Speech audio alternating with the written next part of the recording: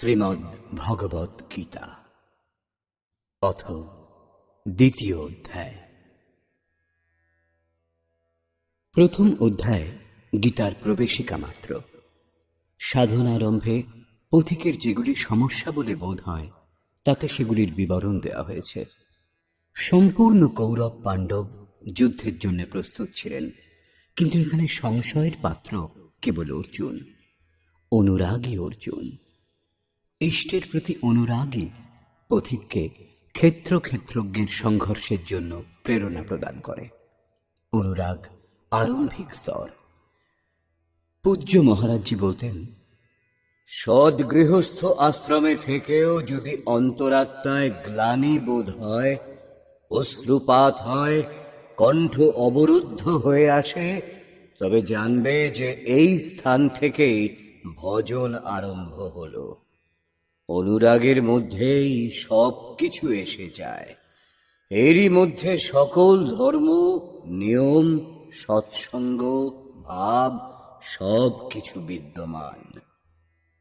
অনুরাগের প্রথম পর্বে পারিবারিক মোহ বাধক হয়। প্রথমে সকলেই চান যে পরম সত্য লাভ করি, কিন্তু এই পথে এগিয়ে যাওয়ার পর বুঝতে পারেন যে এই মধুর পারিবারিক সম্বন্ধ উচ্ছেদ করতে হবে। তখন হতাশ হয়ে পড়েন এবং সমাজে প্রচলিত যা কিছু ধর্ম কর্ম বলে মেনে চলতেন তাতেই সন্তুষ্ট হন। নিজের মোহের পুষ্টির জন্য তিনি প্রচলিত কুরীতির প্রমাণও প্রস্তুত করেন।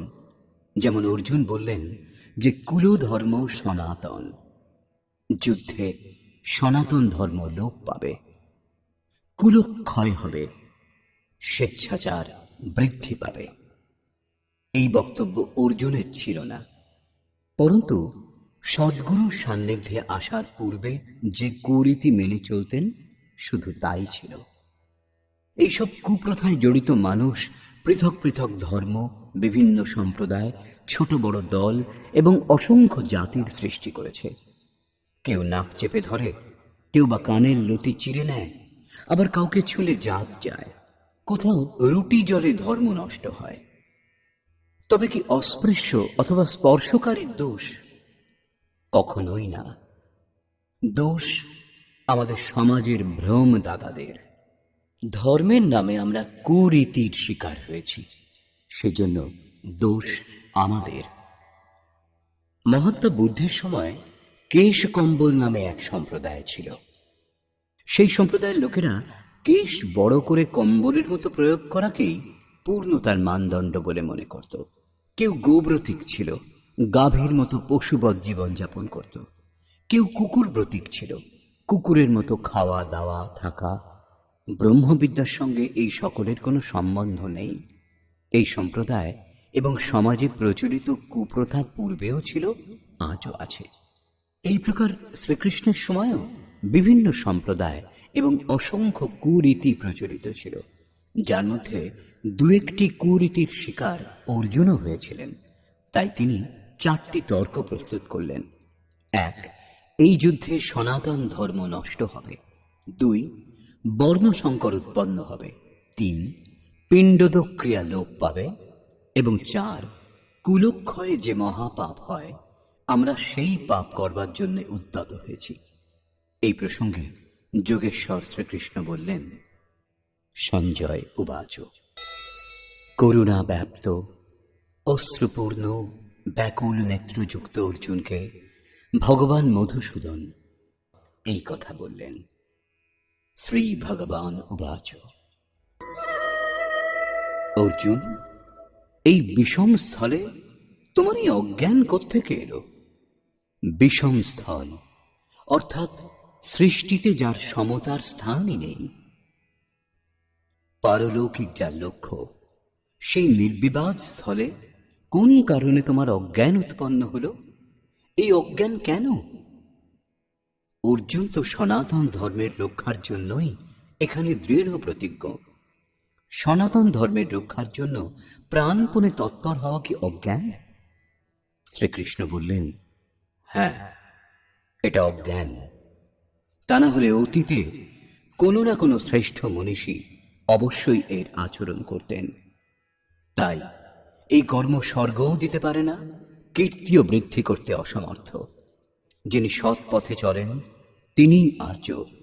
পরিবারের জন্য প্রাণ দেওয়া, নিশ্চিহ্ন হওয়া যদি অজ্ঞানতা না হতো, তবে মহাপুরুষগণ অবশ্যই সেই পথে অনুগমন করতেন। যদি কুলধর্মই সত্য হতো, তাহলে স্বর্গ ও কল্যাণের শ্রেণীভাগ অবশ্যই হতো। এটা কীর্তিদায়কও নয়। মীরা ভজন করতে শুরু করলেন তখন। লোক কহে মীরা ভই বাবরি, সাস কহে কুল নাশিরে।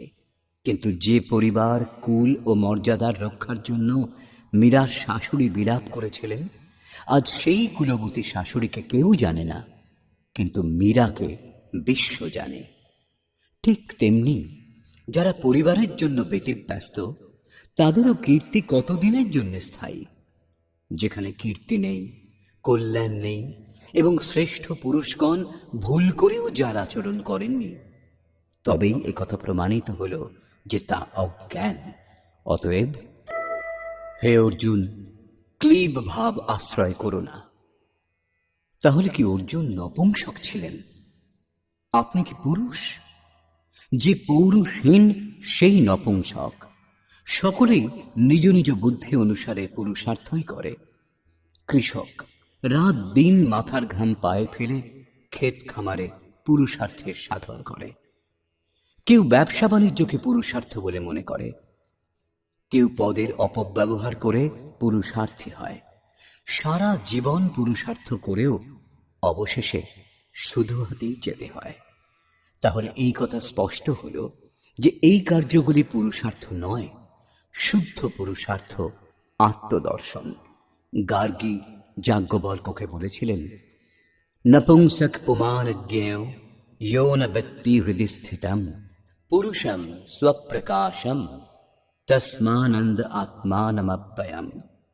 সেই ব্যক্তি পুরুষ হয়েও নপুংসক, যে হৃদয়স্থ আত্মাকে জানে না। সেই আত্মাই পুরুষ স্বরূপ, স্বয়ং প্রকাশ, উত্তম, আনন্দময় এবং অব্যক্ত। আত্মাকে জানার প্রয়াসই পৌরুষ। তাই হে অর্জুন, তুমি ক্লীব ভাব আশ্রয় করো না। এইরূপ ভাব তোমার শোভা পায় না। হে পরন্তপ, হৃদয়ের এই তুচ্ছ দুর্বলতা ত্যাগ করে যুদ্ধের জন্য প্রস্তুত হও। আসক্তি ত্যাগ করো, এটা হৃদয়ের দুর্বলতা। তখন অর্জুন তৃতীয় প্রশ্ন করলেন। অর্জুন উবাচ, অহংকার সমনকারী মধুসূদন, আমি রণভূমিতে পিতামহ ভীষ্ম ও আচার্য দ্রোণের সঙ্গে বাণের দ্বারা কিরূপে যুদ্ধ করব? কারণ হে অরিসুদন, এরা দুজনেই পূজনীয় ব্যক্তি। দ্বৈতই দ্রোণ। প্রভু ভিন্ন, আমি ভিন্ন। দ্বৈতের এই বোধই প্রাপ্তির প্রেরণার আরম্ভিক স্রোত। এটাই দ্রোণাচার্যের গুরুত্ব। ভ্রমই ভীষ্ম। যতক্ষণ ভ্রম বিদ্যমান, ততক্ষণ সন্তান, পরিবার, আত্মীয় সকলেই নিজের বলে মনে হয়। ভ্রমের জন্যেই নিজের বলে বোধ হয়। আত্মা এদেরই পূজ্য বলে মনে করে। এদের সঙ্গে থাকে যে ইনি পিতা, ইনি ঠাকুরদা, কুলগুরু ইত্যাদি। সাধনা যখন সম্পূর্ণ হয়, তখন গুরু না চেলা, পুরুষ অকেলা। न बंधुर्न मित्रं गुरुर्नैव शिष्य চিদানন্দ রূপ শিবোহং শিবোহং। যখন চিত্ত পরম আনন্দে বিলীন হয়, তখন গুরু ও জ্ঞানদাতা থাকেন না, ও শিষ্য গ্রহণকর্তা রূপে থাকেন না।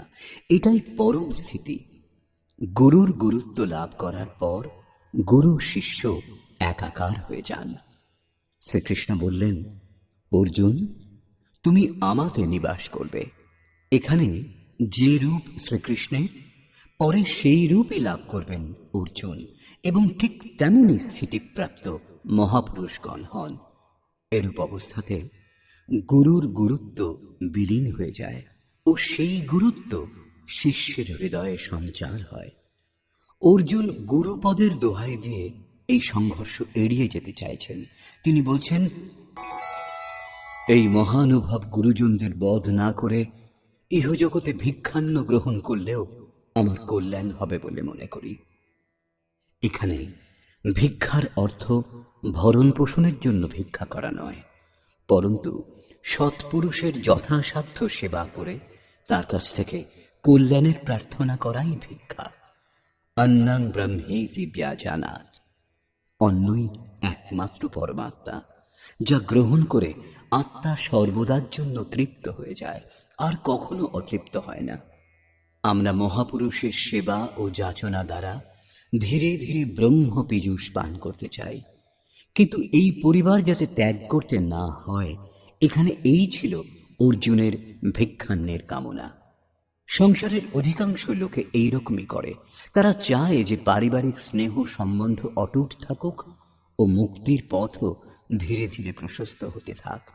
সাধনা পথের পথিক যিনি, যার সংস্কার এদের চেয়ে উন্নত, যার মধ্যে সংঘর্ষ করবার ক্ষমতা আছে, স্বভাবে ক্ষত্রিয়ত্ব বিরাজিত, তার জন্য এই ভিক্ষান্নের বিধান নেই। নিজের ক্ষমতা অনুসারে কিছু না করে যাচনা করাই ভিক্ষা। গৌতম বুদ্ধ তার মধ্যম নিকায়ের ধম্মদায়াত সূত্রে এই ভিক্ষান্নকে আমিষ দায়াত বলে হেয় করেছেন, যদিও জীবনযাপন তারা ভিক্ষুর মতোই করতেন। এই গুরুজনদের বধ করে কি লাভ হবে? এই লোকে রুধিরাক্ত অর্থ ও কামনার জন্য যে ভোগ, সেই ভোগের বাসনাই পূরণ হবে। অর্জুন ভেবেছিলেন ভজন করলে ভৌতিক সুখের মাত্রা বৃদ্ধি পাবে। এরূপ কঠিন সংঘর্ষ করার পরও শরীরের পোষক অর্থ ও কামনার যে সমস্ত বস্তু সামগ্রী, সেগুলিই তো ভোগ করার জন্য লাভ হবে। পুনরায় তিনি তর্কের অবতারণা করলেন। এও নিশ্চিত নয় যে সেই ভোগ লাভ হবেই। এও জানি না যে আমার পক্ষে কোনটি শ্রেয়স্কর, কারণ এ পর্যন্ত আমি যা কিছু বলেছি সে সমস্ত অজ্ঞান বলে প্রমাণিত হয়েছে। এও জানি না যে আমরা জয়লাভ করব অথবা তারা করবে। তাদের বধ করে আমি বেঁচে থাকতে চাই না। সেই ধৃতরাষ্ট্রপুত্রগণ আমার সম্মুখে দণ্ডায়মান। অজ্ঞানরূপ ধৃতরাষ্ট্র থেকে উৎপন্ন মোহ ইত্যাদি স্বজন সমুদায় ধ্বংসই যখন হয়ে যাবে, তখন আমি বেঁচেই বা কি করব? অর্জুন পুনরায় ভেবে দেখলেন যে যা কিছু তিনি বলছেন হতে পারে তাও অজ্ঞান। তাই তিনি প্রার্থনা করলেন। কাপুরুষতা দোষে স্বভাব অভিভূত হয়েছে, ধর্ম বিষয়ে আমার চিত্ত বিমূঢ় হয়েছে। আমি আপনার কাছে প্রার্থনা করছি, আমার পক্ষে যা কল্যাণকর তা নিশ্চয়পূর্বক বলুন, কারণ আমি আপনার শিষ্য, আপনার শরণাগত। আমার মঙ্গল করুন, শুধু শিক্ষা নয়, পথভ্রান্ত হলে রক্ষা করুন। লাদ দে লদায় দে ও লদানে ওয়ালা সাথ চলে। কখনো বোঝা পড়ে গেলে তা ওঠাবে কে? অর্জুনের সমর্পণ এই ধরনের ছিল। এখানে অর্জুন পূর্ণ সমর্পণ করে দিলেন। এ পর্যন্ত তিনি নিজেকে শ্রীকৃষ্ণের স্তরেরই মনে করেছিলেন। কিছু কিছু বিদ্যাতে নিজেকে শ্রেষ্ঠই ভেবেছিলেন। এখানে তিনি নিজের নিয়ন্ত্রণের দায়িত্ব শ্রীকৃষ্ণের হাতেই তুলে দিলেন। সদ্গুরু সাধনের শেষ অবস্থা পর্যন্ত হৃদয়ে স্থিত থেকে সাধকের সঙ্গে সঙ্গে চলেন। যদি তিনি সঙ্গে না থাকেন, তবে সাধকের পক্ষে সাফল্য লাভ করা অসম্ভব। পিতামাতা যেমন কন্যার বিবাহ না হওয়া পর্যন্ত তাকে সংযমের শিক্ষা দিয়ে তার সংরক্ষণ করেন, তদ্রূপ সদ্গুরু নিজের শিষ্যকে অন্তরাত্মা থেকে সারথি হয়ে প্রকৃতির কবল থেকে মুক্ত করে দেন। এখানে অর্জুন নিবেদন করলেন যে ভগবান, আরেকটা কথা, পৃথিবীতে নিষ্কণ্টক ধনধান্য সম্পন্ন রাজ্য এবং দেবতাগণের অধিপতি ইন্দ্রপদ লাভ হলেও আমার ইন্দ্রিয়বর্গের সন্তাপক শোক নিবারণ করতে পারে এমন কোনো উপায় দেখছি না। যখন শোক বিদ্যমান, তখন এই সমস্ত সম্পদ নিয়ে আমি কি করব? যদি এইমাত্র লাভ হবে তবে ক্ষমা করুন। অর্জুন চিন্তা করলেন যে এর থেকে বেশি বলবেনই বাকি। সঞ্জয় উবাচ। সঞ্জয় বললেন, হে রাজন, মোহনিদ্রা জয়ী অর্জুন হৃদয়ের সর্বজ্ঞ শ্রীকৃষ্ণকে এইরূপ বলবার পর আমি যুদ্ধ করব না, এই বলে নীরব হলেন। এ পর্যন্ত অর্জুনের দৃষ্টি পৌরাণিকই ছিল, যাতে কর্মকাণ্ড সমাপনের পর ভোগোপলব্ধির বিধান বিদ্যমান। যেখানে স্বর্গকেই সবকিছু বলে স্বীকার করা হয়েছে, যার উপর শ্রীকৃষ্ণ আলোকপাত করবেন যে এই বিচারধারাও ভুল। তারপর হে ভরতবংশীয় ধৃতরাষ্ট্র, অন্তর্যামী শ্রীকৃষ্ণ ভগবান উভয় সেনাদলের মধ্যে শোকাতুর অর্জুনকে হেসে এই কথা বললেন। শ্রী ভগবান বাচ, অর্জুন, যাদের জন্য শোক করা উচিত নয় তাদের জন্য তুমি শোক করছো, অথচ পণ্ডিতের মতো কথা বলছো। কিন্তু বুদ্ধি সম্পন্ন পণ্ডিতগণ মৃত বা জীবিত কারো জন্য শোক করেন না, কারণ তাদেরও একদিন মৃত্যু হবে। তুমি কেবল পণ্ডিতদের মতো কথাই বলো, বস্তুত জ্ঞাতা নও। কেননা আমি অর্থাৎ সদ্গুরু কোনো কালে ছিলাম না এমন নয়, তুমি অর্থাৎ অনুরাগী অধিকারী কখনো ছিলে না তাও নয়, বা জনাধিপা এই রাজাগণ অর্থাৎ রাজসিক বৃত্তিতে যে অহংকার পাওয়া যায় তা ছিল না, এবং একথাও নয় যে ভবিষ্যতে আমরা কেউ থাকব না। সদ্গুরু সর্বদাই থাকেন, অনুরাগীও সর্বদা থাকে। এখানে যোগেশ্বর যোগের অনন্ততার উপর আলোকপাত করে ভবিষ্যতেও এর বিদ্যমানতার উপর জোর দিলেন। মরণ ধর্মাদের জন্য শোক না করার কারণ দেখিয়ে আরো বললেন, যেমন জীবাত্মার এই দেহে কৌমার, যৌবন ও বৃদ্ধাবস্থা ক্রমে উপস্থিত হয়, তেমনি দেহান্তর প্রাপ্তিতে ধীর পুরুষ মুগ্ধ হন না। কখনো আপনি বালক ছিলেন, ক্রমে যুবক হলেন, কিন্তু এর জন্য আপনার মৃত্যু তো হয়নি। আবার একদিন বৃদ্ধ হলেন, পুরুষ একটাই। তেমনি নতুন দেহ প্রাপ্তিতে কোনো বাধা নেই। দেহের এই পরিবর্তন ততক্ষণ চলে যতক্ষণ এই পরিবর্তনের অতীত কোনো বস্তু লাভ না হয়। হে কুন্তিপুত্র, সুখ দুঃখ, শীত উষ্ণ ইন্দ্রিয়ের সঙ্গে বিষয়ের সংযোগ হেতু অনুভূত হয়, তাই ক্ষণভঙ্গুর ও অনিত্য। অতএব হে ভরতবংশীয় অর্জুন, তুমি এদের ত্যাগ করো। অর্জুন ইন্দ্রিয় ও বিষয়ের সংযোগজনিত সুখের স্মরণ করেই ব্যাকুল হচ্ছিলেন। কুলধর্ম, কুলগুরুর পূজ্যতা ইত্যাদি ইন্দ্রিয় সমূহের সঙ্গে সম্পর্কযুক্ত ও এর অন্তর্গত। এ সমস্তই ক্ষণিক, মিথ্যা ও নাশবান। বিষয়ের সংযোগ সর্বদা পাওয়া যায় না, এবং ইন্দ্রিয়ের ক্ষমতাও সর্বদা একরকম থাকে না। অতএব অর্জুন, তুমি এদের পরিত্যাগ করো ও অপ্রতিকার পূর্বক সহ্য করো। কেন? সেই যুদ্ধস্থল কি হিমালয়ের ঠান্ডা প্রদেশে ছিল, যার জন্য অর্জুনকে ঠান্ডা সহ্য করতে হবে? অথবা মরুভূমির গ্রীষ্মপ্রধান অঞ্চল ছিল, যার জন্য গরম সহ্য করতে হবে? কুরুক্ষেত্রকে লোকে সমশীতোষ্ণ অঞ্চল বলে। মাত্র 18 দিন যুদ্ধ হয়েছিল, এরই মধ্যে শীত গ্রীষ্ম পার হয়ে গিয়েছিল। বস্তুত শীত গ্রীষ্ম, সুখ দুঃখ, মান অপমান সহ্য করা একজন যোগীর ওপর নির্ভর করে। এটা হৃদয় ক্ষেত্রের যুদ্ধের বর্ণনা। বহির্জগতের যুদ্ধের সম্বন্ধে গীতা বলেনি। গীতা শাস্ত্রে ক্ষেত্র ক্ষেত্রজ্ঞের সংঘর্ষের বর্ণনা করা হয়েছে, যাতে আসুরি প্রবৃত্তিগুলিকে শান্ত করে পরমাত্মায় স্থিতি প্রদান করে দৈবী সম্পদও শান্ত হয়ে যায়। যখন কোনো বিকার থাকে না, তখন স্বজাতীয় প্রবৃত্তিসমূহ কার ওপর আক্রমণ করবে?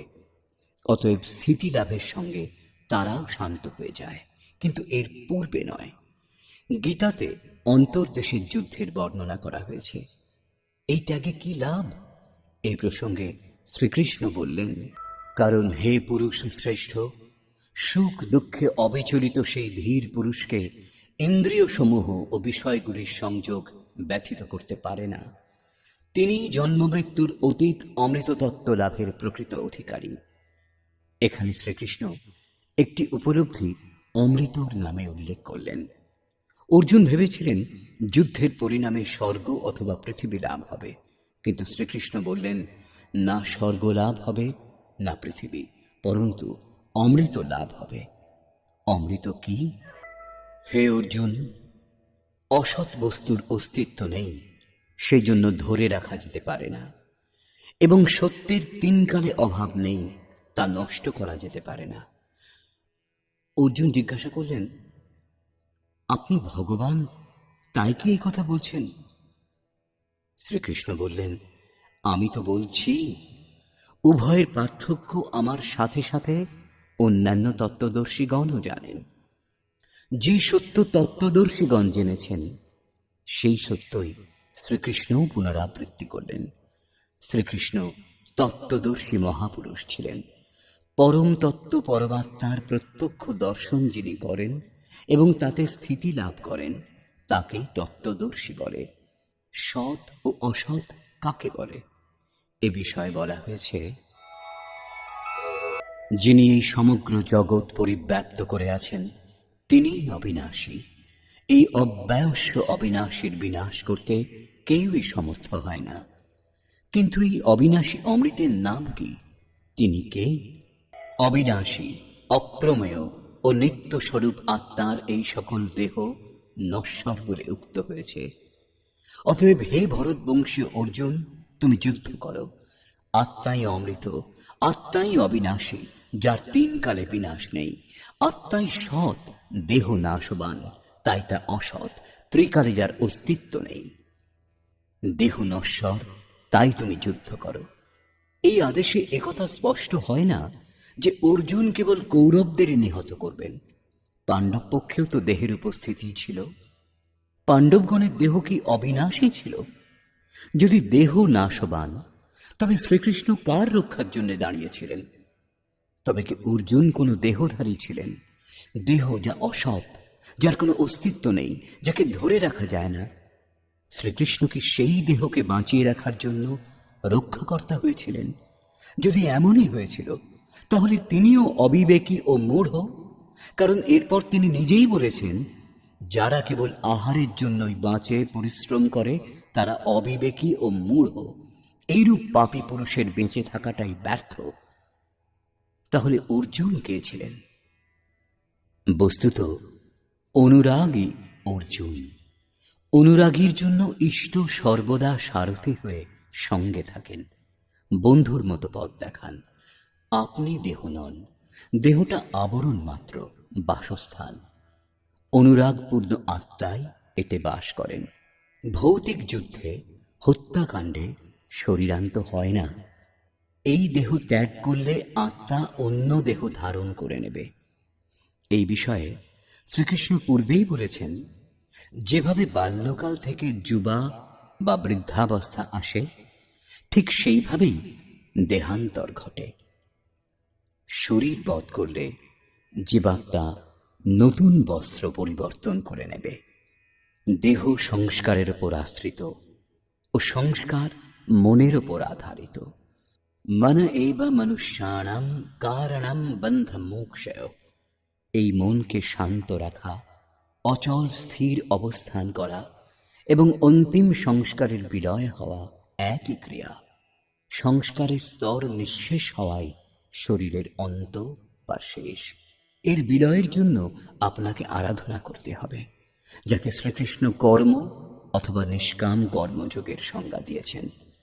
শ্রীকৃষ্ণ স্থানে স্থানে অর্জুনকে যুদ্ধের জন্য প্রেরণা দিয়েছেন, কিন্তু এর একটা শ্লোকও ভৌতিক যুদ্ধ বা হত্যাকাণ্ডের সমর্থন করে না।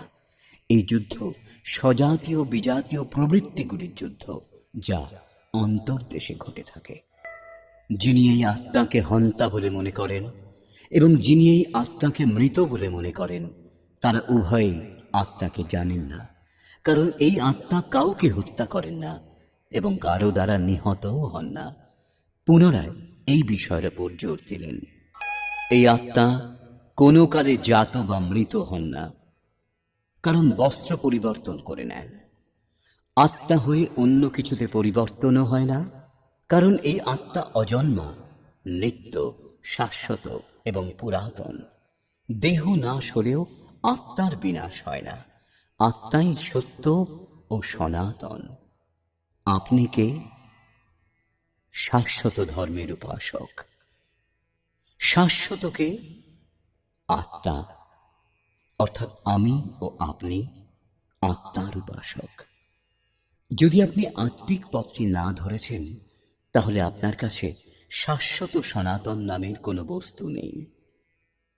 যদি আপনি সেই পথে চলবার জন্য ব্যাকুল, তবে আপনি প্রত্যাশী অবশ্যই, কিন্তু সনাতন ধর্মী নন।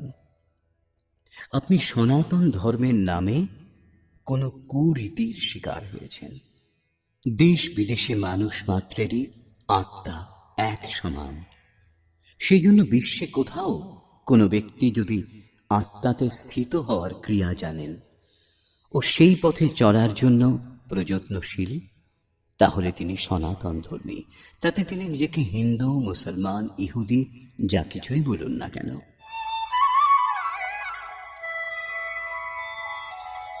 পার্থিব দেহকে রথ করে ব্রহ্মরূপ লক্ষ্যতে অনন্য দৃষ্টি সম্পন্ন প্রজাপুত্র অর্জুন, যে পুরুষ এই আত্মাকে নাশরহিত, নিত্য, অজন্মা ও অব্যক্ত বলে জানেন, সেই পুরুষ কি প্রকারে কারো হত্যা করেন বা কারো হত্যা করান?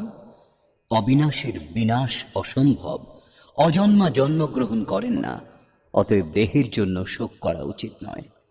এ কথা উদাহরণের মাধ্যমে স্পষ্ট করলেন। মানুষ যেমন জীর্ণানি বা সাংসি, জীর্ণ শীর্ণ পুরনো বস্ত্রগুলি ত্যাগ করে অন্য নতুন বস্ত্র গ্রহণ করে, সেইরূপ জীবাত্মা পুরনো শরীর ত্যাগ করে অন্য নতুন শরীর গ্রহণ করে। জীর্ণ হওয়ার পরই যদি নতুন শরীর ধারণ করা হয়ে থাকে, তাহলে শিশু কেন মরে?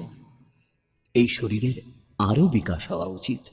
বস্তুত শরীর সংস্কারের উপর আধারিত।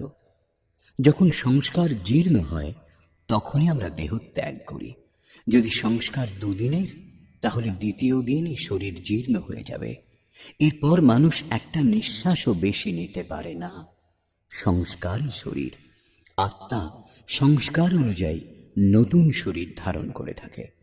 अथ खलु क्रतुमयः पुरुषः यथा इहैव तथैव प्रत्यभवति क्रीतं लोकं পুরুষো বিজায়তে। অর্থাৎ এই পুরুষ অবশ্যই সংকল্পময়। এই পৃথিবীতে পুরুষ যেমন নিশ্চয় যুক্ত হয়, মৃত্যুর পর তেমনি তার অবস্থা হয়ে থাকে। নিজের সংকল্পের দ্বারা তৈরি শরীরে পুরুষের সৃষ্টি হয়। এইরূপ মৃত্যু দেহের পরিবর্তন মাত্র, আত্মা মরে না। পুনরায় এর অজরতা অমরতার উপর জোর দিলেন। অর্জুন, এই আত্মাকে কোনো শস্ত্র ছেদন করতে পারে না, অগ্নি দহন করতে পারে না, জল একে আর্দ্র করতে পারে না এবং বায়ু একে শুষ্ক করতে পারে না। এই আত্মা অচ্ছেদ্য, একে ছেদন করা যেতে পারে না। এই আত্মা অদাহ্য, একে দহন করা যেতে পারে না। অক্লেদ্য, একে আর্দ্র করা যেতে পারে না। আকাশ একে নিজের মধ্যে সমাহিত করতে পারে না। নিঃসন্দেহে এই আত্মা অশস্য, সর্বব্যাপক, অচল, স্থির এবং সনাতন। অর্জুন বলেছিলেন যে কুলধর্ম সনাতন, এই যুদ্ধে সনাতন ধর্ম লোপ পাবে। কিন্তু শ্রীকৃষ্ণ একে অজ্ঞান বললেন এবং আত্মাকে সনাতন বললেন। আপনি কে? সনাতন ধর্মের অনুযায়ী। সনাতনকে আত্মা। যদি আপনি আত্মাকে উপলব্ধি করবার বিধিবিশেষ সম্বন্ধে অবগত হন, তাহলে সনাতন ধর্ম কি তা আপনি জানেন না। এর কুপরিণাম সাম্প্রদায়িকতার গণ্ডিতে বদ্ধ ধর্মভীরু লোকেদের ভোগ করতে হয়। মধ্যযুগে ভারতবর্ষের বাইরে থেকে মুসলমানেরা এসেছিল মাত্র 12,000। বর্তমানে তাদের সংখ্যা 28 কোটি। 12,000 থেকে লক্ষাধিক হতো, তার বেশি হলে কোটির কাছে হতো, আর কত হতো? এরা আজ 28 কোটির থেকেও বেশি হতে চলেছে। সকলেই হিন্দু, আপনার নিজের ভাই সবাই। যারা ছুতমার্গ অবলম্বন করার জন্য নষ্ট হয়ে গেছে, তারা নষ্ট হয়নি, তাদের সনাতন অপরিবর্তনশীল ধর্ম নষ্ট হয়ে গেছে। যখন ম্যাটার, ক্ষেত্রের কোনো বস্তু এই সনাতনকে স্পর্শ করতে পারে না, তখন ছোঁয়া খাওয়ার এই সনাতন ধর্ম কিভাবে নষ্ট হবে? এটা ধর্ম নয়, কুরীতির পরিস্থিতি ছিল, যার ফলে ভারতে সাম্প্রদায়িক মনোমালিন্যের বৃদ্ধি হয়েছে, দেশ বিভাজন হয়েছে ও রাষ্ট্রীয় একতা আজও একটি সমস্যার বিষয় হয়ে দাঁড়িয়ে আছে। এই সকল কুরীতির কাহিনীতে ইতিহাস পরিপূর্ণ। হামিরপুর জেলাতে 50-60টি পরিবার কুলীন ক্ষত্রিয় ছিল। আজ তারা সকলেই মুসলমান। না তাদের উপর গোলা বারুদের হামলা হয়েছিল, না তরবারির। তাহলে কি হয়েছিল? এক রাতে দু একজন মৌলবী সেই গ্রামের একমাত্র কুয়োর কাছে লুকিয়েছিল, কারণ কর্মকাণ্ডে বিশ্বাসী ব্রাহ্মণ সর্বপ্রথম এখানেই স্নান করতে আসবেন। যেই তিনি এসেছিলেন, অমনি তাকে সেই মৌলবীরা ধরে তার মুখ বন্ধ করে দিয়েছিল। তার সামনেই তারা কুয়ো থেকে জল তুলে কিছুটা জল পান করে বাকি উচ্ছিষ্ট জলটুকুর সঙ্গে এক টুকরো রুটিও তাতে ফেলে দিয়েছিল। পণ্ডিত মশাই নিরুপায় হয়ে তাদের দেখতেই থেকে গিয়েছিলেন। তারপরে তারা পণ্ডিত মশাইকে সঙ্গে নিয়ে চলে গিয়েছিল এবং তাকে নিজেদের ঘরে বন্ধ করে দিয়েছিল। পরের দিন তারা হাত জোর করে পণ্ডিত মশাইকে ভোজনের জন্য নিবেদন করাতে তিনি রেগে বলেছিলেন, তোমরা যবন আর আমি ব্রাহ্মণ, আমি কি করে এই ভোজন গ্রহণ করব? মৌলবীরা তখন বলেছিল, মহারাজ, আপনার মতো বিচারবান লোকদের আমাদের বড়ই দরকার, ক্ষমা করবেন। এরপর পণ্ডিত মশাইকে তারা ছেড়ে দিয়েছিল। পণ্ডিত মশাই নিজের গ্রামে ফিরে দেখেছিলেন যে লোকে কুয়োর জল আগেকার মতোই ব্যবহার করে চলেছে। তিনি তা দেখে অনশন আরম্ভ করে দিয়েছিলেন। কিছু লোকে কারণ জিজ্ঞাসা করাতে বলেছিলেন, যবনরা এই কুয়োর পাড়ে চড়েছিল, আমার সামনেই তারা এর জল উচ্ছিষ্ট করেছে, এর মধ্যে রুটিও ফেলেছে। একথা শুনে গ্রামের লোকেরা স্তব্ধ হয়ে গিয়েছিল। তারা জিজ্ঞাসা করেছিল, এখন কি হবে? পণ্ডিত মশাই বলেছিলেন, কি আর হবে, ধর্ম তো নষ্টই হয়ে গেছে। সেই সময় সেই গ্রামের লোকেরা অশিক্ষিত ছিল। স্ত্রী ও শূদ্রের কাছ থেকে পড়ার অধিকার বহু আগেই কেড়ে দেওয়া হয়েছিল। বৈশ্য ধন উপার্জনকেই নিজেদের ধর্ম বলে মনে করত। ক্ষত্রিয় চারণগণের প্রশস্তি গানেই মগ্ন ছিল। অন্নদাতার তরবারি চমকালে আকাশে বিদ্যুৎ খেলে যেত ও দিল্লির সিংহাসন টলে উঠত। সম্মান এমনিতেই ছিল, তাহলে তারা পড়বে কেন? ধর্মের তাদের কি প্রয়োজন? ধর্ম কেবল ব্রাহ্মণদেরই একচেটিয়া বস্তু হয়ে রয়ে গিয়েছিল। তারাই ধর্মসূত্রের রচয়িতা, তারাই এর ব্যাখ্যাকার এবং তারাই এর সত্য মিথ্যার নির্ণায়ক ছিলেন। প্রাচীনকালে স্ত্রী, শূদ্র, বৈশ্য, ক্ষত্রিয় ও ব্রাহ্মণ সকলেরই বেদ পড়বার অধিকার ছিল। প্রত্যেক বর্গের ঋষিগণ বৈদিক মন্ত্রের রচনা করেছিলেন, শাস্ত্রার্থ নির্ণয়ে অংশগ্রহণ করেছিলেন। প্রাচীন রাজাগণ ধর্মের নামে যারা আড়ম্বরের বিস্তার করত তাদের দণ্ড দিয়েছেন, আবার ধর্মপরায়ণদের আদরও দিয়েছেন। কিন্তু মধ্যযুগে ভারতবর্ষে সনাতন ধর্মের যথার্থ জ্ঞান না থাকার জন্য ওই গ্রামের সমস্ত লোকেরা ভেড়ার মতো কোণঠাসা হয়ে গিয়েছিল যে ধর্ম নষ্ট হয়ে গেছে। কিছু লোক এ ধরনের অপ্রিয় কথা শুনে আত্মহত্যা করে নিয়েছিল, কিন্তু কতদূর সকলেই প্রাণ ত্যাগ করত? অটুট শ্রদ্ধা থাকা সত্ত্বেও বাধ্য হয়ে অন্য সমাধান খুঁজতে হয়েছিল। আজও তারা বাঁশ পুঁতে পেষণদণ্ড অর্থাৎ মুগুর রেখে হিন্দুদের মতোই বিবাহ করে। পরে একজন মৌলবী এসে নিকা পড়িয়ে চলে যায়। তারা সকলেই শুদ্ধ হিন্দু, কিন্তু এখন সকলেই তারা মুসলমান হয়ে গেছে। হয়েছিল কি?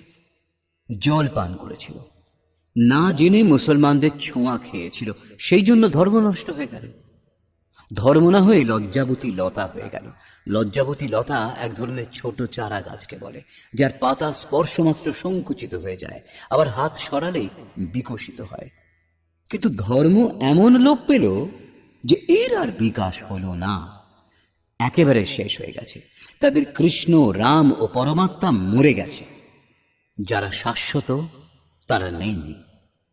বাস্তবে সেটি শাশ্বতের নামে কোনো কুরীতি ছিল যা লোকে ধর্ম বলে মেনে নিয়েছিল। ধর্মের স্মরণে আমরা যাই কেন? কারণ আমরা মরণ ধর্মা ও ধর্ম কোনো প্রামাণ্য বস্তু যার শরণাগত হলে অমরতা লাভ করা যায়। আমরা তো হত্যা করলে মারা যায়, আর ধর্ম কি শুধু স্পর্শে এবং আহার গ্রহণে নষ্ট হয়ে যায়? তাহলে ধর্ম আমাদের রক্ষা কি করে করবে? ধর্ম তো আপনার রক্ষা করে, আপনার চেয়ে শক্তিশালী।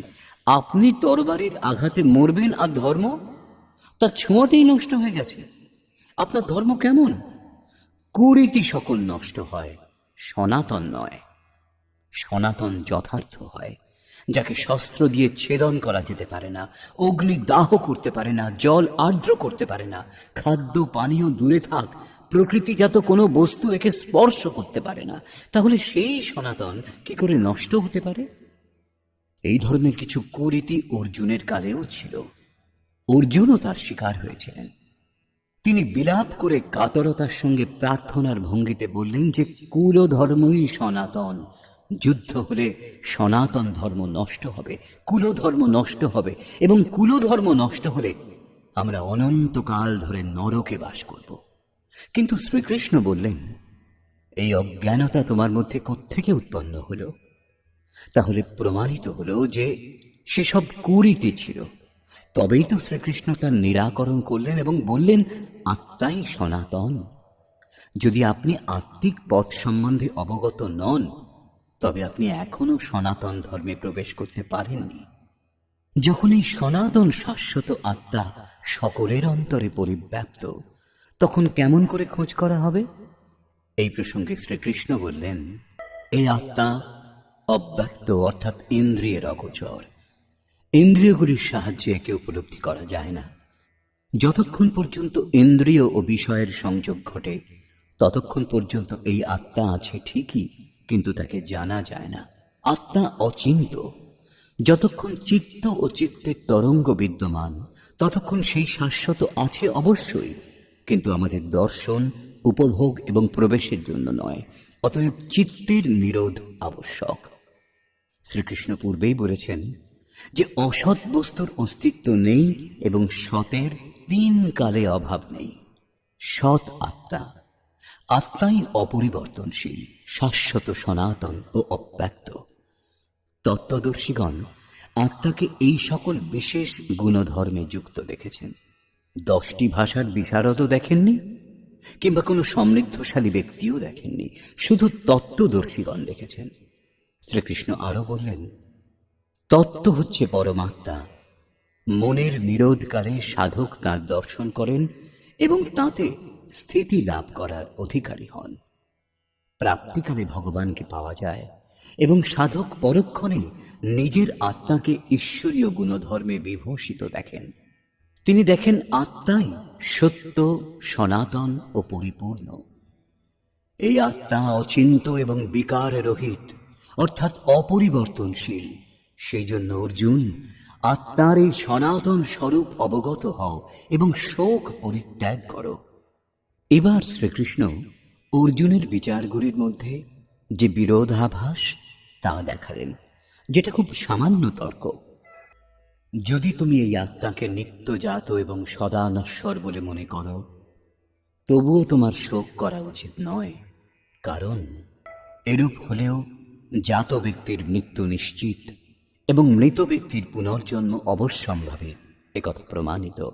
সেই জন্য এই অপরিহার্য বিষয়ে তোমার শোক করা উচিত নয়। যার কোনো চিকিৎসা নেই, তার জন্য শোক করা এক অন্য দুঃখকে আমন্ত্রণ করা মাত্র। অর্জুন, সকল প্রাণী জন্মের পূর্বে দেহহীন এবং মৃত্যুর পরেও দেহহীন অবস্থাতে থাকে। কেবল জন্ম মৃত্যুর মধ্যেকার সময়ে এই দেহ ধারণটা আমরা দেখে থাকি। জন্মের পূর্বে এবং মৃত্যুর পশ্চাতে কিছুই দেখা যায় না। অতএব এই পরিবর্তনের জন্য চিন্তা করা বৃথা। এই আত্মাকে কে দেখতে সক্ষম?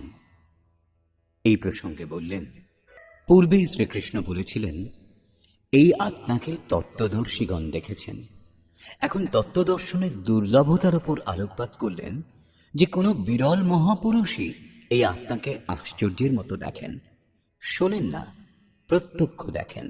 এবং সেইরূপ অন্য কোনো মহাপুরুষ সবিস্ময়ে এই তত্ত্ব বর্ণনা করেন। যিনি দেখেছেন তিনি যথার্থ বলতে পারেন। অন্য কোনো বিরল সাধক এই আত্মাকে আশ্চর্যরূপে শ্রবণ করেন। সকলে শোনেনও না, কারণ অধিকারী বিশেষে এই ভাব বোধগম্য হয়। হে অর্জুন, কেউ কেউ শুনেও এই আত্মাকে জানতে পারে না, কারণ সাধন সম্পূর্ণ হয় না। আপনি হাজার জ্ঞানের কথা শুনুন, সূক্ষ্মাতি সূক্ষ্ম বিচার করে বুঝে নিন, আগ্রহী হয়েও থাকুন, কিন্তু মোহ বড়ই প্রবল। অল্প সময়ের মধ্যেই আপনি সাংসারিক ব্যবস্থাতে লিপ্ত হয়ে যাবেন। অবশেষে শ্রীকৃষ্ণ নির্ণয় করলেন, অর্জুন, প্রাণীগণের দেহে অবস্থিত আত্মা সদা অবদ্ধ, অকাট্য। সেই জন্য কোনো প্রাণীর দেহনাশে তোমার শোক করা উচিত নয়। আত্মাই সনাতন। এই তত্ত্ব প্রতিপাদন করে, এর প্রভুতার সঙ্গে বর্ণনা করে এই প্রশ্ন এখানেই সম্পূর্ণ করলেন। এখন প্রশ্ন ওঠে যে এর প্রাপ্তির উপায় কি? সম্পূর্ণ গীতাতে এর জন্য দুটি পথ বলা হয়েছে। প্রথম, নিষ্কাম কর্মযোগ, দ্বিতীয় জ্ঞানযোগ। এই দুই মার্গকে অবলম্বন করে যে কর্ম করা হয় তা একই। সেই কর্মের অনিবার্যতার উপর জোর দিয়ে যোগেশ্বর এবার জ্ঞানযোগের বিষয়ে বললেন। হে অর্জুন, স্বধর্ম লক্ষ্য করেও তোমার ভীত হওয়া উচিত নয়, কারণ ধর্মসঙ্গত যুদ্ধ অপেক্ষা কল্যাণকর ক্ষত্রিয়ের জন্য আর কিছুই নেই। এ যাবৎ আত্মা শাশ্বত, আত্মা সনাতন, এটাই একমাত্র ধর্ম বলা হয়েছে। এখন এই স্বধর্ম কি? ধর্ম একমাত্র আত্মা। তাহলে ধর্মাচরণ কি? কারণ আত্মা অচল, স্থির। এই আত্মপথে প্রবৃত্ত হবার ক্ষমতা প্রত্যেক ব্যক্তির পৃথক পৃথক হয়। স্বভাবজাত এই ক্ষমতাকে স্বধর্ম বলা হয়েছে। এই একমাত্র সনাতন আত্মিক পথের পথিক সাধকদের মহাপুরুষগণ তাদের স্বভাবজাত ক্ষমতা অনুযায়ী 4টি শ্রেণীতে ভাগ করেছেন: শূদ্র, বৈশ্য, ক্ষত্রিয় এবং ব্রাহ্মণ। সাধনার প্রারম্ভিক অবস্থাতে প্রত্যেক সাধক শূদ্র অর্থাৎ অল্পজ্ঞ হয়। ঘণ্টার পর ঘণ্টা ভজনে বসেও সাধক 10 মিনিটের জন্য একাগ্রচিত্ত হতে পারে না, প্রকৃতির মায়াজাল কেটে উঠতে পারে না। এই অবস্থায় কেবল মহাপুরুষের সেবা দ্বারা স্বভাবে সদ্গুণের সঞ্চার হয়, এবং তখন সাধকের স্থিতি বৈশ্য শ্রেণীর হয়। আত্মিক সম্পত্তি স্থির সম্পত্তি। সাধক ধীরে ধীরে এর সংগ্রহ ও গোপালন অর্থাৎ ইন্দ্রিয় সমূহের সুরক্ষা করতে সমর্থ হয়। কাম, ক্রোধ ইত্যাদি থেকে ইন্দ্রিয়ের হিংসা হয় এবং বিবেক বৈরাগ্যের মাধ্যমে এদের সুরক্ষা হয়। কিন্তু প্রকৃতিকে নির্বীজ করবার ক্ষমতা তার মধ্যে এখনো হয় না। ক্রমশ উন্নতি করতে করতে সাধকের অন্তরে ত্রিগুণকে খণ্ডন করবার ক্ষমতা এসে যায়। এই স্তর থেকেই সাধক প্রকৃতি ও তার বিকার সমূহকে বিনষ্ট করার ক্ষমতা লাভ করেন। এই জন্য যুদ্ধ এখান থেকেই শুরু হয়। ক্রমশ সাধক সাধনা সম্পূর্ণ করে ব্রাহ্মণত্বে পরিবর্তিত হন। তখন মনকে শান্ত রাখা, ইন্দ্রিয় দমন, চিন্তার নিরবচ্ছিন্ন ধারা, সরলতা, অনুভব, জ্ঞান ইত্যাদি লক্ষণ সাধকের মধ্যে স্বাভাবিকভাবে দেখা যায়। এদের অনুষ্ঠান করে পথ অতিক্রম করে ক্রমশ তিনি ব্রহ্মত্ব লাভ করেন, যেখানে পৌঁছে তিনি ব্রাহ্মণও থাকেন না। বিদেহ রাজা জনকের সভায় মহর্ষি যাজ্ঞবল্ক্য চাক্রায়ণ, উশস্তি, কহল, আরুণি, উদ্দালক এবং গার্গীর প্রশ্নের সমাধান করে বলেছিলেন, যিনি আত্মদর্শী এবং নিজের পূর্ণতা দেখেছেন তিনিই ব্রাহ্মণ। এই আত্মাই লোক, পরলোক ও সমস্ত প্রাণীগণকে অন্তর থেকে নিয়ন্ত্রিত করে চলেছে। সূর্য, চন্দ্র, পৃথিবী, জল, বায়ু, অগ্নি, তারাগণ, অন্তরিক্ষ, আকাশ এবং প্রতিক্ষণ এই আত্মার দ্বারাই অনুশাসিত। এই আত্মা অন্তর্যামী অমৃত। আত্মাই অক্ষর, এছাড়া বাকি সবই বিনাশশীল। যে ব্যক্তি এই জগতে এই অক্ষরকে না জেনে হোম করে, তপস্যা করে, হাজার হাজার বছর পর্যন্ত যজ্ঞ করে, তার এই সকল কর্ম নিষ্ফল হয়ে যায়। যদি কোনো ব্যক্তি এই অক্ষরকে না জেনে প্রাণত্যাগ করে, তবে সে দয়ার পাত্র। যিনি এই অক্ষরকে জেনে মৃত্যুবরণ করেন তিনি ব্রাহ্মণ। অর্জুন ক্ষত্রিয় শ্রেণীর সাধক ছিলেন। শ্রীকৃষ্ণ বলছেন, ক্ষত্রিয় শ্রেণীর সাধকের জন্য যুদ্ধ অপেক্ষা কল্যাণকর আর কোনো পথই নেই। প্রশ্ন ওঠে যে ক্ষত্রিয়কে, প্রায় লোকে এর অর্থ সমাজে জন্ম থেকে উৎপন্ন ব্রাহ্মণ, ক্ষত্রিয়, বৈশ্য, শূদ্র জাতি থেকে বোঝে। এদেরই 4টি বর্ণ বলে মেনে নেওয়া হয়েছে, কিন্তু না, শাস্ত্রকার স্বয়ং বলেছেন ক্ষত্রিয়কে, বর্ণ কি। এখানে তিনি কেবল ক্ষত্রিয়ের নাম নিয়েছেন এবং এরপরে 18 অধ্যায় পর্যন্ত এই প্রশ্নের সমাধান প্রস্তুত করেছেন যে বস্তুত এই বর্ণ কি এবং কিভাবে বর্ণের পরিবর্তন হয়। শ্রীকৃষ্ণ বলেছেন, চাতুর্বর্ণ্যং ময়া সৃষ্টম, 4 বর্ণের সৃষ্টি আমি করেছি। তবে কি মানুষকে আরেকজন মানুষ থেকে পৃথক করেছেন? শ্রীকৃষ্ণ বলছেন, না, গুণ কর্ম বিভাগশ, গুণের মাধ্যমে কর্মকে 4 ভাগে বিভক্ত করেছি। এখন দেখতে হবে যে কি সেই কর্ম যাকে ভাগ করা হয়েছে। গুণ পরিবর্তনশীল, সাধনার উচিত আচরণ দ্বারাই তামসিক থেকে রাজসিক এবং রাজসিক থেকে সাত্ত্বিক গুণে উত্তরণ হয়, অবশেষে ব্রাহ্মণ স্বভাব হয়ে যায়। সেই সময় সাধকের মধ্যে ব্রহ্মত্ব লাভের সমস্ত যোগ্যতা বিদ্যমান থাকে। বর্ণ সম্বন্ধীয় প্রশ্ন এখান থেকে আরম্ভ করে 18 অধ্যায়ে গিয়ে পূর্ণ হয়েছে। শ্রীকৃষ্ণের অনুসারে শ্রেয়ান স্বধর্ম বিগুণা পরধর্মাৎ স্বনুষ্ঠিতাৎ, স্বভাবজাত এই ধর্মে প্রবৃত্ত হবার ক্ষমতা যে স্তরেরই হোক না কেন, তা গুণহীন শূদ্র শ্রেণীরও যদি হয় তাহলেও পরম কল্যাণ করে, কারণ আপনি ক্রমশ সেখান থেকেই উত্থান করবেন। সাধক নিজের থেকে উচ্চ স্তরের ব্যক্তির নকল করে নষ্ট হয়ে যায়। অর্জুন ক্ষত্রিয় শ্রেণীর সাধক ছিলেন, সেই জন্য শ্রীকৃষ্ণ বললেন, অর্জুন, স্বভাব থেকে উৎপন্ন এই যুদ্ধে প্রবৃত্ত হবার নিজের ক্ষমতা লক্ষ্য করেও তোমার ভীত হওয়া উচিত নয়। এর থেকে শ্রেষ্ঠ অন্য কোনো কল্যাণকর কার্য ক্ষত্রিয়ের জন্য নেই। এরই ওপর আলোকপাত করে পুনরায় যোগেশ্বর বললেন, পার্থিব দেহকে রথ বানিয়ে অব্যর্থ লক্ষ্যভেদী অর্জুন অনায়াস প্রাপ্ত উন্মুক্ত স্বর্গদ্বার সদৃশ এই প্রকার যুদ্ধ ভাগ্যবান ক্ষত্রিয়গণই লাভ করেন। ক্ষত্রিয় শ্রেণীর সাধকের মধ্যে ত্রিগুণের প্রভাব থেকে মুক্ত হওয়ার ক্ষমতা থাকে। তার জন্য স্বর্গদ্বার খোলা থাকে, কেননা দৈবী সম্পদ সম্পূর্ণভাবে অর্জিত সেই সাধকের মধ্যে স্বরে বিচরণ করবার ক্ষমতা চলে আসে। একেই বলে উন্মুক্ত স্বর্গের দ্বার। ক্ষেত্রজ্ঞের এই যুদ্ধ ভাগ্যবান ক্ষত্রিয়গণই লাভ করে থাকেন, কারণ তাদের মধ্যেই এই সংঘর্ষে প্রবৃত্ত হওয়ার ক্ষমতা থাকে। সংসারে যুদ্ধ হয়েই থাকে। কখনো কখনো বিশ্বের রাষ্ট্রগুলি একত্রিত হয়ে যুদ্ধ করে, প্রত্যেক জাতি যুদ্ধ করে, কিন্তু শাশ্বত বিজয় বিজিত ব্যক্তিও লাভ করতে পারে না।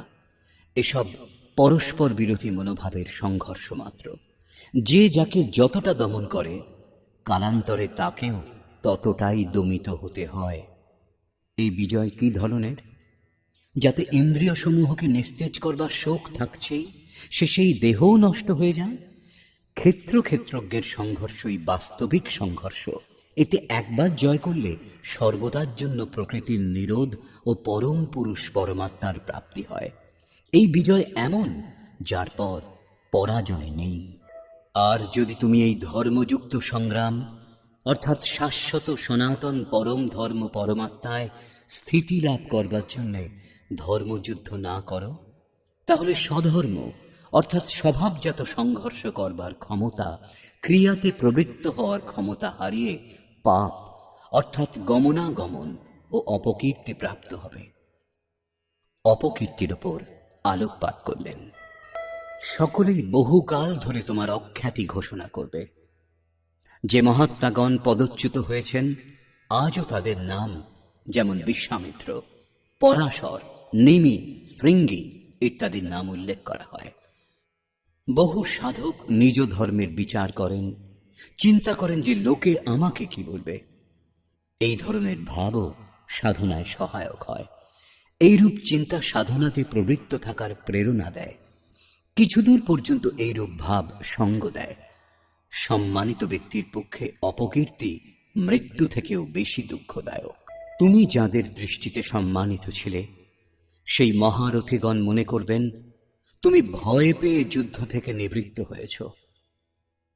মহারথীকে, যিনি এই পথে কঠোর পরিশ্রম করে অগ্রসর হন, তিনিই মহারথী।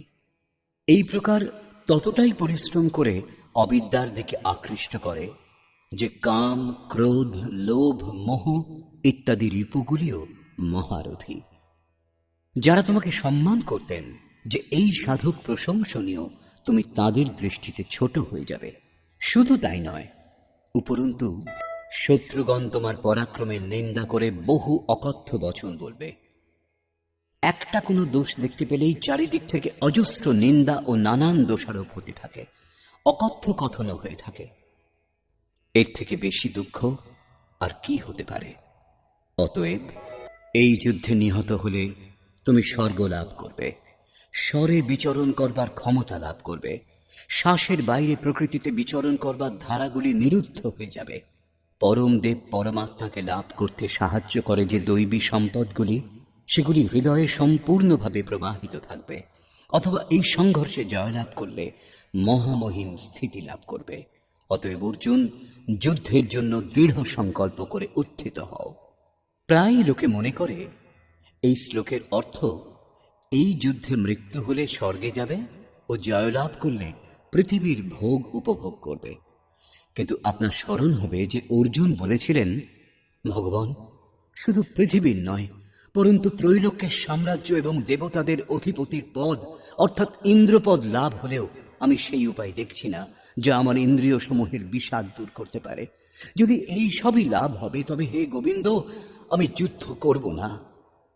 যদি এর পরেও শ্রীকৃষ্ণ বলতেন, অর্জুন, তুমি যুদ্ধ করো, জয়লাভ করলে পৃথিবীর ভোগ উপভোগ করবে, পরাজয় হলে স্বর্গে বাস করবে, তাহলে শ্রীকৃষ্ণ দিচ্ছেনই বা কি?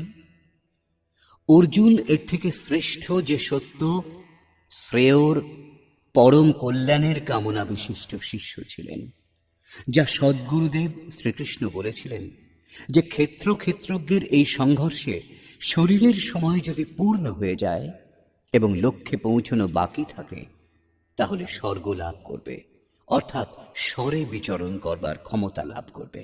দৈবী সম্পদ হৃদয়ে পরিপূর্ণ হয়ে উঠবে এবং দেহের অস্তিত্ব থাকতে থাকতে সংঘর্ষে সফলতা লাভ হলে মহামহিম সব থেকে মহান ব্রহ্মের মহিমা উপভোগ করবে, অর্থাৎ মহামহিম স্থিতি লাভ করবে। জয়লাভ করলে সর্বস্ব, কারণ মহামহিমত্ব লাভ করবে, ও পরাজয় হলে দেবত্ব। দুই দিক থেকেই লাভবান হবে, লাভেও লাভ, লোকসানেও লাভ। পুনরায় এই বিষয়ের উপর জোর দিলেন। এই প্রকার সুখ দুঃখ, লাভ লোকসান, জয় পরাজয় সমতুল্য জ্ঞান করে তুমি যুদ্ধের জন্য প্রস্তুত হও। যুদ্ধ করলে কোনো পাপ তোমার প্রাপ্তি হবে না, অর্থাৎ সুখে সর্বস্ব এবং দুঃখেও দেবত্ব লাভ, লাভে মহিমময় স্থিতি অর্থাৎ সর্বস্ব লাভ ও লোকসানে দেবত্ব লাভ। জয়লাভ করলে মহামহিম স্থিতি ও পরাজয় হলে দৈবী সম্পদের ওপর অধিকার। এই প্রকার নিজের লাভ লোকসানের বিচার করে তুমি যুদ্ধের জন্য প্রস্তুত হও। যুদ্ধ করলেই এই দুই অবস্থা লাভ হয়। যুদ্ধ করলে পাপ অর্থাৎ আসা যাওয়া করতে হবে না। অতএব তুমি যুদ্ধের জন্য প্রস্তুত হও। হে পার্থ, এই বুদ্ধির কথা তোমার জন্য জ্ঞান যোগের বিষয়ে বলা হয়েছে। কোন বুদ্ধির কথা? এই যে যুদ্ধ করো। জ্ঞান যুগে আছে যে নিজের সামর্থ্য অনুসারে লাভ লোকসানের ভালোভাবে বিচার করে যুদ্ধ করো। জয়লাভ করলে মহামহিম স্থিতি এবং পরাজয় হলে দেবত্ব লাভ। জয়লাভে সর্বস্ব ও পরাজয়ে দেবত্ব লাভ, দুদিকেই লাভ। যুদ্ধ না করলে সকলেই ভয় পেয়ে যুদ্ধ থেকে নিবৃত্ত হয়েছি বলে মনে করবে, অপকীর্তি হবে। এইরূপ নিজের ক্ষমতা বুঝে স্বয়ং বিচার করে যুদ্ধে অগ্রসর হওয়াই জ্ঞান যোগ। অধিকাংশ লোকের মধ্যে এই ভুল ধারণা দেখা যায় যে জ্ঞান মার্গে কর্ম অর্থাৎ যুদ্ধ করতে হয় না। তারা বলে যে জ্ঞান মার্গে কর্ম করবার প্রয়োজন নেই।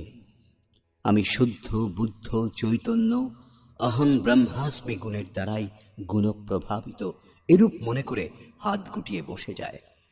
যোগেশ্বর শ্রীকৃষ্ণের অনুসারে এটা জ্ঞানযোগ নয়। জ্ঞানযোগেও সেই কর্ম করতে হয় যে কর্ম নিষ্কাম কর্মযোগে করা হয়। উভয়ের মধ্যে পার্থক্য কেবল বুদ্ধির ও দৃষ্টিভঙ্গির। জ্ঞানমার্গী নিজের স্থিতি বুঝে নিজের ওপর নির্ভর করে কর্ম করেন। ইষ্টের আশ্রিত হয়ে নিষ্কাম কর্মযোগেও সেই কর্মই করেন। উভয় মার্গেই কর্ম করতে হয়। কর্মেও কোনরূপ ভেদ নেই, কেবল কর্ম করবার দৃষ্টিকোণ দুটি। অর্জুন, এই বুদ্ধিকেই এখন তুমি নিষ্কাম কর্মযোগের বিষয়ে শোনো, যার সঙ্গে যুক্ত হয়ে তুমি কর্মবন্ধনের উত্তম রূপে নাশ করবে। এখানে প্রথমবার শ্রীকৃষ্ণ কর্মের নাম নিয়েছেন, কিন্তু কর্ম কি তা বললেন না। এখন কর্মের বিশেষত্বের ওপর আলোকপাত করছেন। এই নিষ্কাম কর্মযোগে আরম্ভের অর্থাৎ বীজের নাশ হয় না, সীমিত ফলরূপ দোষও হয় না। সেই জন্য এই নিষ্কাম কর্মের, এই কর্ম দ্বারা সম্পাদিত ধর্মের অতি অল্প সাধনও জন্ম মৃত্যুরূপ মহাভয় থেকে উদ্ধার করে। আপনি এই কর্ম বুঝে এই পথে দুপা কেবল চলুন। যা সদ্গৃহস্থ আশ্রমে থেকেই চলা যেতে পারে, সাধক তো চলেনি, শুধু বীজ বপন করে দিন, তাহলেও সেই বীজের কখনো নাশ হবে না। প্রকৃতির সে ক্ষমতা নেই, এমন কোনো অস্ত্র নেই যা এই সত্যকে মুছে ফেলতে পারে। প্রকৃতি কেবল আবরণ চড়াতে পারে, কিছু বেশি সময় লাগতে পারে, কিন্তু সাধনের আরম্ভ নষ্ট করতে সক্ষম নয়। এরপর শ্রীকৃষ্ণ বললেন, সকল পাপীর থেকেও বেশি পাপী হোক না কেন, জ্ঞানরূপ নৌকোয় নিঃসন্দেহে পার হয়ে যাবে। সেই কথাই এখানে বলছেন। অর্জুন, নিষ্কাম কর্মযোগের শুধু বীজারোপণ করে দিলেও তার নাশ হয় না। বিপরীত ফলরূপ দোষও এতে হয় না যে আপনাকে স্বর্গ, ঋদ্ধি ও সিদ্ধি পর্যন্ত পৌঁছিয়ে ছেড়ে দেবে। আপনি এই সাধন ছেড়ে দিলেও এই সাধন আপনাকে উদ্ধার করেই ছাড়বে। এই নিষ্কাম কর্মযোগের অল্প সাধনও জন্ম মৃত্যুর মহাভয় থেকে উদ্ধার করে। অনেক জন্ম সংসিদ্ধস্তত ইয়াতি পরাম গতিম। অর্থাৎ কর্মের এই বীজারোপণ বহু জন্মের পর সেখানেই পৌঁছিয়ে দেবে যেখানে পরম ধাম, পরম গতি লাভ হবে। এই প্রসঙ্গে আরো বললেন, হে অর্জুন, এই নিষ্কাম কর্মযোগে ক্রিয়াত্মক বুদ্ধি একটাই, ক্রিয়া ও পরিণামও একটাই। আত্মিক সম্পত্তি স্থায়ী সম্পত্তি। প্রকৃতির দ্বন্দ্বের মধ্যে থেকে এই সম্পত্তি ধীরে ধীরে অর্জন করাই ব্যবসা। এই ব্যবসা এবং নিশ্চয়াত্মক ক্রিয়াও একটাই। তাহলে যারা বহু ক্রিয়ার বিস্তার করেছেন তারা কি ভজন করেন না? শ্রীকৃষ্ণ বললেন, না, তারা ভজন করে না। সেই সকল ব্যক্তিগণের বুদ্ধি বহু শাখা বিশিষ্ট হয় এবং সেই জন্যই অনন্ত ক্রিয়ার বিস্তার করে নেয়। পার্থ, সেই পুরুষগণ কামাত্মানা, কামনাযুক্ত, বেদবাতরতা, বেদবাক্যে অনুরক্ত, স্বর্গপরা, স্বর্গকেই পরম লক্ষ্য বলে মনে করেন। এর থেকে উত্তম আর কিছু নেই, তারা এইরূপ বিশ্বাস করেন। এই সকল অবিবেকী ব্যক্তিগণ জন্ম মৃত্যুরূপ ফল প্রদানকারী ভোগ এবং ঐশ্বর্য লাভের জন্য বহু ক্রিয়ার বিস্তার করে থাকেন। আপাত মধুর বাণী দ্বারা ব্যক্তও করেন। অর্থাৎ অবিবেকী ব্যক্তিগণের বুদ্ধি অনন্ত ভেদযুক্ত হয়। তারা ফলপ্রদানকারী বাক্যেই অনুরক্ত থাকেন, বেদ বাক্যকেই প্রমাণ বলে মনে করেন। স্বর্গ অপেক্ষা শ্রেষ্ঠ আর কিছু নেই এইরূপ বিশ্বাস করেন। তাদের বুদ্ধি অনন্ত ভেদযুক্ত হয়, সেই জন্য অনন্ত ক্রিয়ার রচনা করে নেন। তারা পরম তত্ত্ব পরমাত্মারই নাম করেন, কিন্তু তার অন্তরালে অনন্ত ক্রিয়ার বিস্তার করে নেন। তাহলে কি অনন্ত ক্রিয়াগুলি কর্ম নয়? শ্রীকৃষ্ণ বললেন, না, এই অনন্ত ক্রিয়াগুলি কর্ম নয়। তাহলে সেই একটিমাত্র নিশ্চিত ক্রিয়া কি? শ্রীকৃষ্ণ এখনো পর্যন্ত তা বলছেন না। এখন এটুকুই বলছেন যে অবিবেকীগণের বুদ্ধি অনন্ত শাখা যুক্ত হয়, সেই জন্য তারা অনন্ত ক্রিয়ার বিস্তার করে নেন। তারা কেবল যে বিস্তার করেন তা নয়, উপরন্তু আলংকারিক শৈলীতে সেসব ব্যক্তও করেন। তার প্রভাব কি হয়? তাদের উপদেশের প্রভাব যাদের চিত্তের উপর পড়ে, অর্জুন, তাদের বুদ্ধি নাশ হয়, কিছু লাভ করতে পারেন না। সেই উপদেশে বিমুগ্ধ চিত্ত এবং ভোগ ঐশ্বর্যে আসক্ত সেই পুরুষগণের অন্তঃকরণে ক্রিয়াত্মক বুদ্ধি থাকে না। ইষ্টে সমাধিস্থ হওয়ার নিশ্চয়াত্মক ক্রিয়া তাদের মধ্যে থাকে না।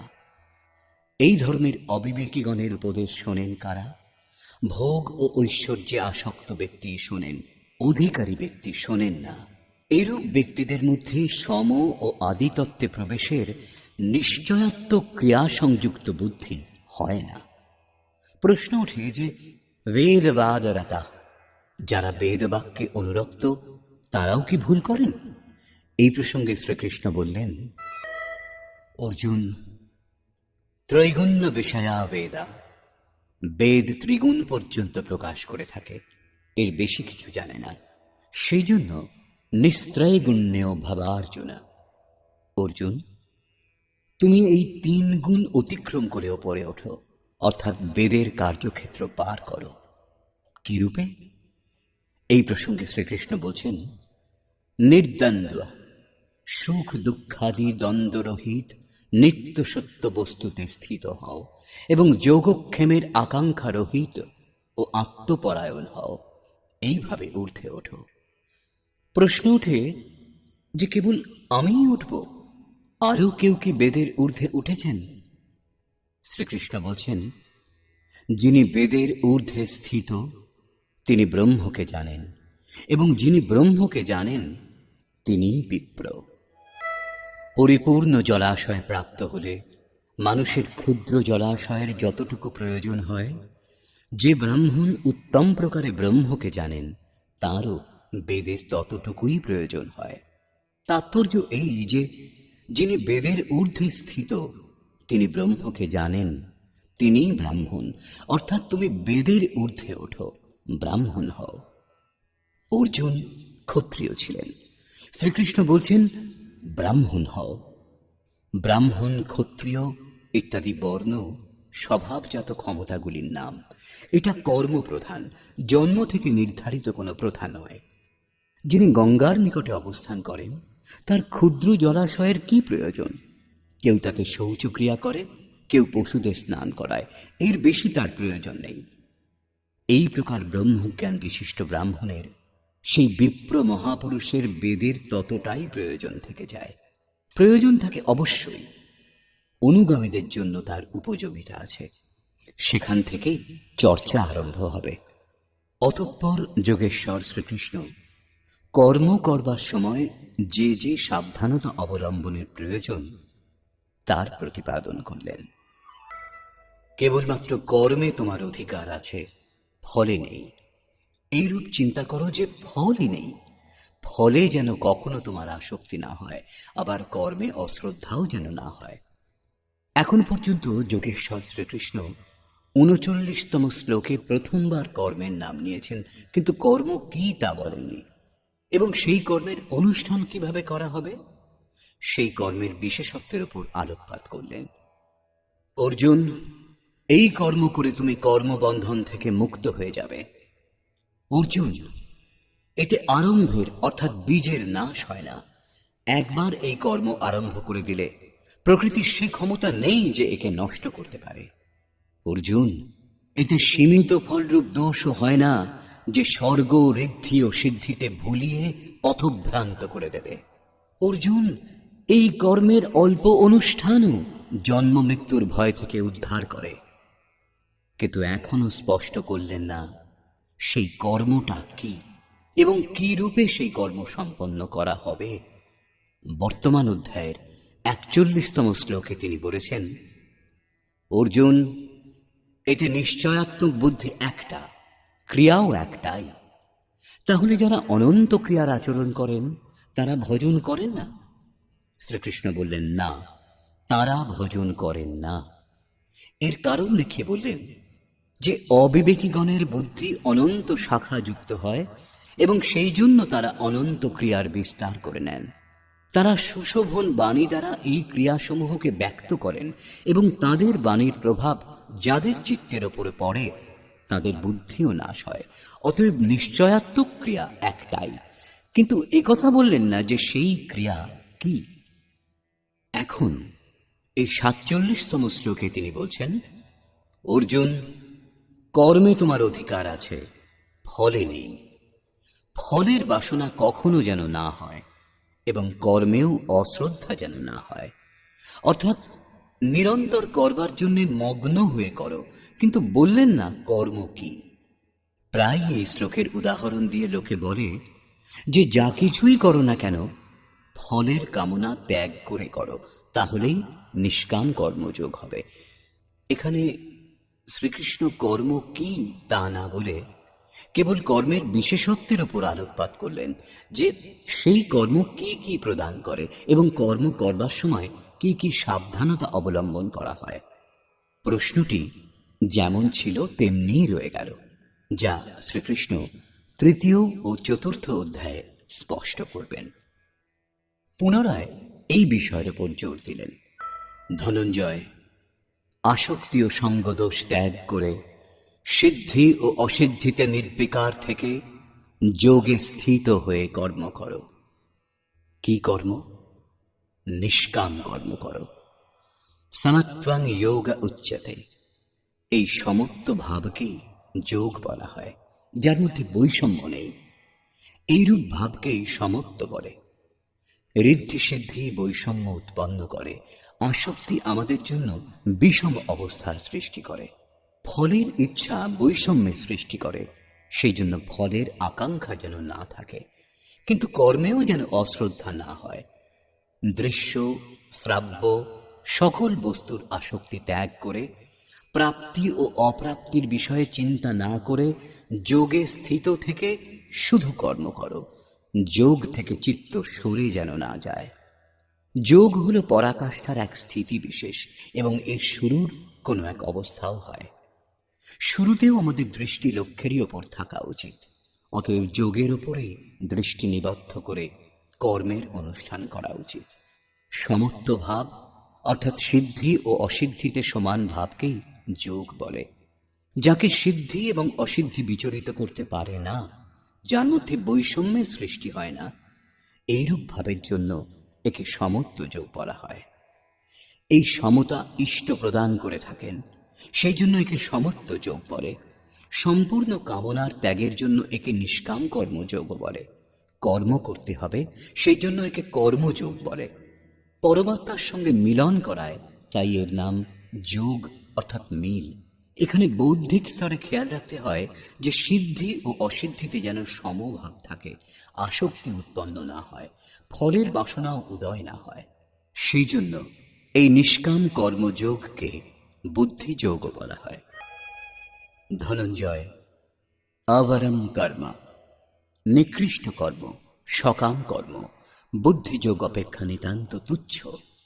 যারা ফলের কামনা করে তারা কৃপণ, তারা আত্মার সঙ্গে উদার ব্যবহার করে না। অতএব সমত্ব বুদ্ধিযোগের আশ্রয় গ্রহণ করো। মনে যে কামনা আছে তা যদি পূরণও হয়, তাহলেও তা ভোগ করবার জন্য দেহ ধারণ করতে হবে। যদি গমনাগমন বাকি থাকলো, তাহলে কিরূপ করলেন? সাধকের মোক্ষের ইচ্ছা করাও উচিত নয়, কারণ বাসনামুক্ত হওয়াকেই মোক্ষ বলে। ফলের চিন্তা করলে সাধকের সময় বৃথাই নষ্ট হয় এবং ফললাভ হলে ফলেতেই জড়িয়ে পড়েন। তার সাধনা শেষ হয়ে যায়। এরপর সাধক ভজন করবেন কেন? সেখান থেকেই তিনি পথ হারিয়ে ফেলেন। সেই জন্য সমত্ব বুদ্ধির দ্বারা যোগের আচরণ করো। জ্ঞান মার্গকেও শ্রীকৃষ্ণ বুদ্ধিযোগ বলেছিলেন, অর্জুন, এই বুদ্ধি তোমার জন্য জ্ঞান যোগের বিষয় বলা হয়েছে এবং এখানে নিষ্কাম কর্মযোগকেও বুদ্ধিযোগ বলা হল। বস্তুত উভয়ের মধ্যে পার্থক্য বুদ্ধির ও দৃষ্টিকোণেরই। তাতে লাভ লোকসানের হিসেব করে বিবেচনা করে চলতে হয়। এতেও বৌদ্ধিক স্তরে সমত্ব স্থিতি বজায় রাখতে হয়। সেই জন্য একে সমত্ব বুদ্ধিযোগ বলে। তাই হে ধনঞ্জয়, তুমি সমত্ব বুদ্ধিযোগের আশ্রয় গ্রহণ করো, কারণ ফলাকাঙ্ক্ষী ব্যক্তিগণ অত্যন্ত কৃপণ। সমত্ব বুদ্ধিযুক্ত পুরুষ পুণ্য পাপ উভয়কে ইহলোকেই ত্যাগ করেন, অর্থাৎ পাপ পুণ্যে লিপ্ত হন না। সেই জন্য সমত্ব বুদ্ধিরূপ যোগের অনুষ্ঠান করো। যোগা কর্মসু কৌশলম। সমত্ব বুদ্ধির সংযোগে আচরণে কুশলতাই যোগ। সংসারে কর্ম করবার প্রচলিত দৃষ্টিকোণ দুটি। লোকে কর্ম করে, তাই তারা ফলও পেতে চায়। ফললাভ না হলে কর্ম করতেই চায় না। কিন্তু যোগেশ্বর শ্রীকৃষ্ণ এই কর্মকে বন্ধনের কারণ বলেছেন, আরাধনাকেই একমাত্র কর্ম বলেছেন। বর্তমান অধ্যায়ে তিনি কর্মের নাম মাত্র নিলেন। তৃতীয় অধ্যায়ের 9 শ্লোকে তার পরিভাষা দিয়েছেন এবং চতুর্থ অধ্যায়ে কর্মের স্বরূপের বিস্তারিত ব্যাখ্যা করেছেন। এই 50তম শ্লোকে শ্রীকৃষ্ণ সাংসারিক পরম্পরা থেকে সরে কর্ম করবার কৌশল সম্বন্ধে বলেছেন যে, কর্ম করো, শ্রদ্ধাপূর্বক করো, কিন্তু ফলের অধিকার স্বেচ্ছায় ত্যাগ করো। ফল যাবে কোথায়? একেই কর্ম করবার কুশলতা বলে। নিষ্কাম সাধকের সমগ্র শক্তি এই প্রকার কর্মে নিযুক্ত থাকে। আরাধনার জন্যেই এই দেহ ধারণ। তবু এই জিজ্ঞাসা স্বাভাবিক যে তবে কি সর্বদাই কর্ম করে যেতে হবে, নাকি এর পরিণামও দেখা যাবে? পরবর্তী শ্লোকটি শুনুন। বুদ্ধিযোগযুক্ত জ্ঞানীগণ কর্মজাত ফল ত্যাগ করে জন্ম মৃত্যুরূপ বন্ধন থেকে মুক্ত হন। তারা নির্দোষ অমৃতময় পরম পদ লাভ করেন। এখানে 3 ধরনের বুদ্ধির চিত্রণ করা হয়েছে। সাংখ্য বুদ্ধিতে ফল 2টি, স্বর্গ এবং শ্রেয়। কর্মযোগে প্রবৃত্ত বুদ্ধির ফল একটাই, জন্ম মৃত্যু থেকে মুক্তি, নির্মল অবিনাশী পদলাভ। 2টি হল যোগক্রিয়া। এর অতিরিক্ত যে বুদ্ধি, সেটি অবিবেকিতা, অনন্ত শাখাযুক্ত, যার ফল হল কর্মভোগের জন্য বারংবার জন্ম মৃত্যু। অর্জুনের দৃষ্টি ত্রিলোকের সাম্রাজ্য এবং দেবগণের অধিপতি পদ পর্যন্ত সীমিত ছিল। এতটা লাভের জন্যও তিনি যুদ্ধে প্রবৃত্ত হচ্ছিলেন না। এখানে শ্রীকৃষ্ণ তার প্রতি নতুন তথ্য উদ্ঘাটিত করলেন। বললেন, আসক্তি শূন্য কর্ম দ্বারা অনাময় পদ লাভ হয়। নিষ্কাম কর্মযোগে পরম পদ লাভে সাহায্য করে, যেখানে মৃত্যুর প্রবেশ নেই। এই কর্মে কখন প্রবৃত্তি হবে? যখন তোমার প্রত্যেক সাধকের বুদ্ধি মোহরূপ কর্দম অতিক্রম করবে, লেশ মাত্র মোহ থাকবে না, অর্থাৎ পুত্র, ধন, প্রতিষ্ঠা এগুলির সঙ্গে যে সম্বন্ধ তা ছিন্ন হয়ে যাবে, তখন যা শ্রবণযোগ্য তা তুমি শুনতে পাবে এবং শোনার ফলস্বরূপ বৈরাগ্য উৎপন্ন হবে, অর্থাৎ তা আচরণ করতে সমর্থ হবে। এখন যা শ্রবণযোগ্য তা তুমি শোনোনি, তাই আচরণের প্রশ্নই ওঠে না। এই যোগ্যতার ওপর পুনরায় আলোকপাত করলেন। নানা বেদ বাক্য শ্রবণে বিক্ষিপ্ত তোমার বুদ্ধি যখন পরমাত্ম স্বরূপে সমাধিস্থ হয়ে অচল স্থির হবে, তখন তুমি সমত্ব যোগ লাভ করবে, পূর্ণ সমস্থিতি লাভ করবে, যাকে অনাময় পরম পদ বলে। এই হল যোগের পরাকাষ্ঠা এবং অপ্রাপ্তের প্রাপ্তি। বেদ থেকে শিক্ষা অর্জন করা হয়, কিন্তু শ্রীকৃষ্ণ বলছেন, শ্রুতি বিপ্রতিপন্না। শ্রুতিগুলির নানান সিদ্ধান্ত শ্রবণে বুদ্ধি বিচলিত হয়। লোকে নানা সিদ্ধান্ত শ্রবণ করে থাকে, কিন্তু যা শ্রবণযোগ্য তার থেকে তফাতেই থাকে। যখন এই বিচলিত বুদ্ধি সমাধিতে স্থির হবে, তখন তুমি যোগের পরাকাষ্ঠা অমৃত পদ লাভ করবে। একথা শোনার পর অর্জুনের উৎকণ্ঠা স্বাভাবিক ছিল যে সেই মহাপুরুষগণ কেমন হন যারা অনাময় পরম পদে স্থিত, সমাধিতে যাদের বুদ্ধি স্থির। তিনি প্রশ্ন করলেন। অর্জুন উবাচ সমাধিয়তে চিত্তম যস্মিন স আত্মা এব সমাধি।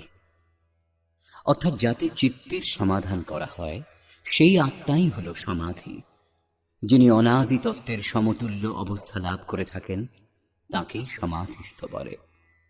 অর্জুন জিজ্ঞাসা করলেন, হে কেশব, সমাধিতে স্থিত স্থির বুদ্ধি সম্পন্ন মহাপুরুষের লক্ষণ কি? স্থিতপ্রজ্ঞ পুরুষ কিভাবে কথা বলেন, কি রূপে অবস্থান করেন, কি রূপেই বা তিনি বিচরণ করেন? অর্জুন 4টি প্রশ্ন করলেন। ভগবান শ্রীকৃষ্ণ স্থিতপ্রজ্ঞের লক্ষণ ব্যক্ত করে বললেন, শ্রী ভগবানুবাচ, পার্থ, যখন মানুষ সমস্ত মনোগত বাসনা সম্পূর্ণরূপে পরিত্যাগ করেন, তখন তিনি আত্মা দ্বারাই আত্মাতে সন্তুষ্ট হন এবং তাকে তখন স্থির বুদ্ধিযুক্ত বলা হয়। কামনাগুলি ত্যাগ করলেই আত্মার দিগদর্শন হয়। এইরূপ আত্মারাম আত্মতৃপ্ত মহাপুরুষকেই স্থিতপ্রজ্ঞ বলা হয়।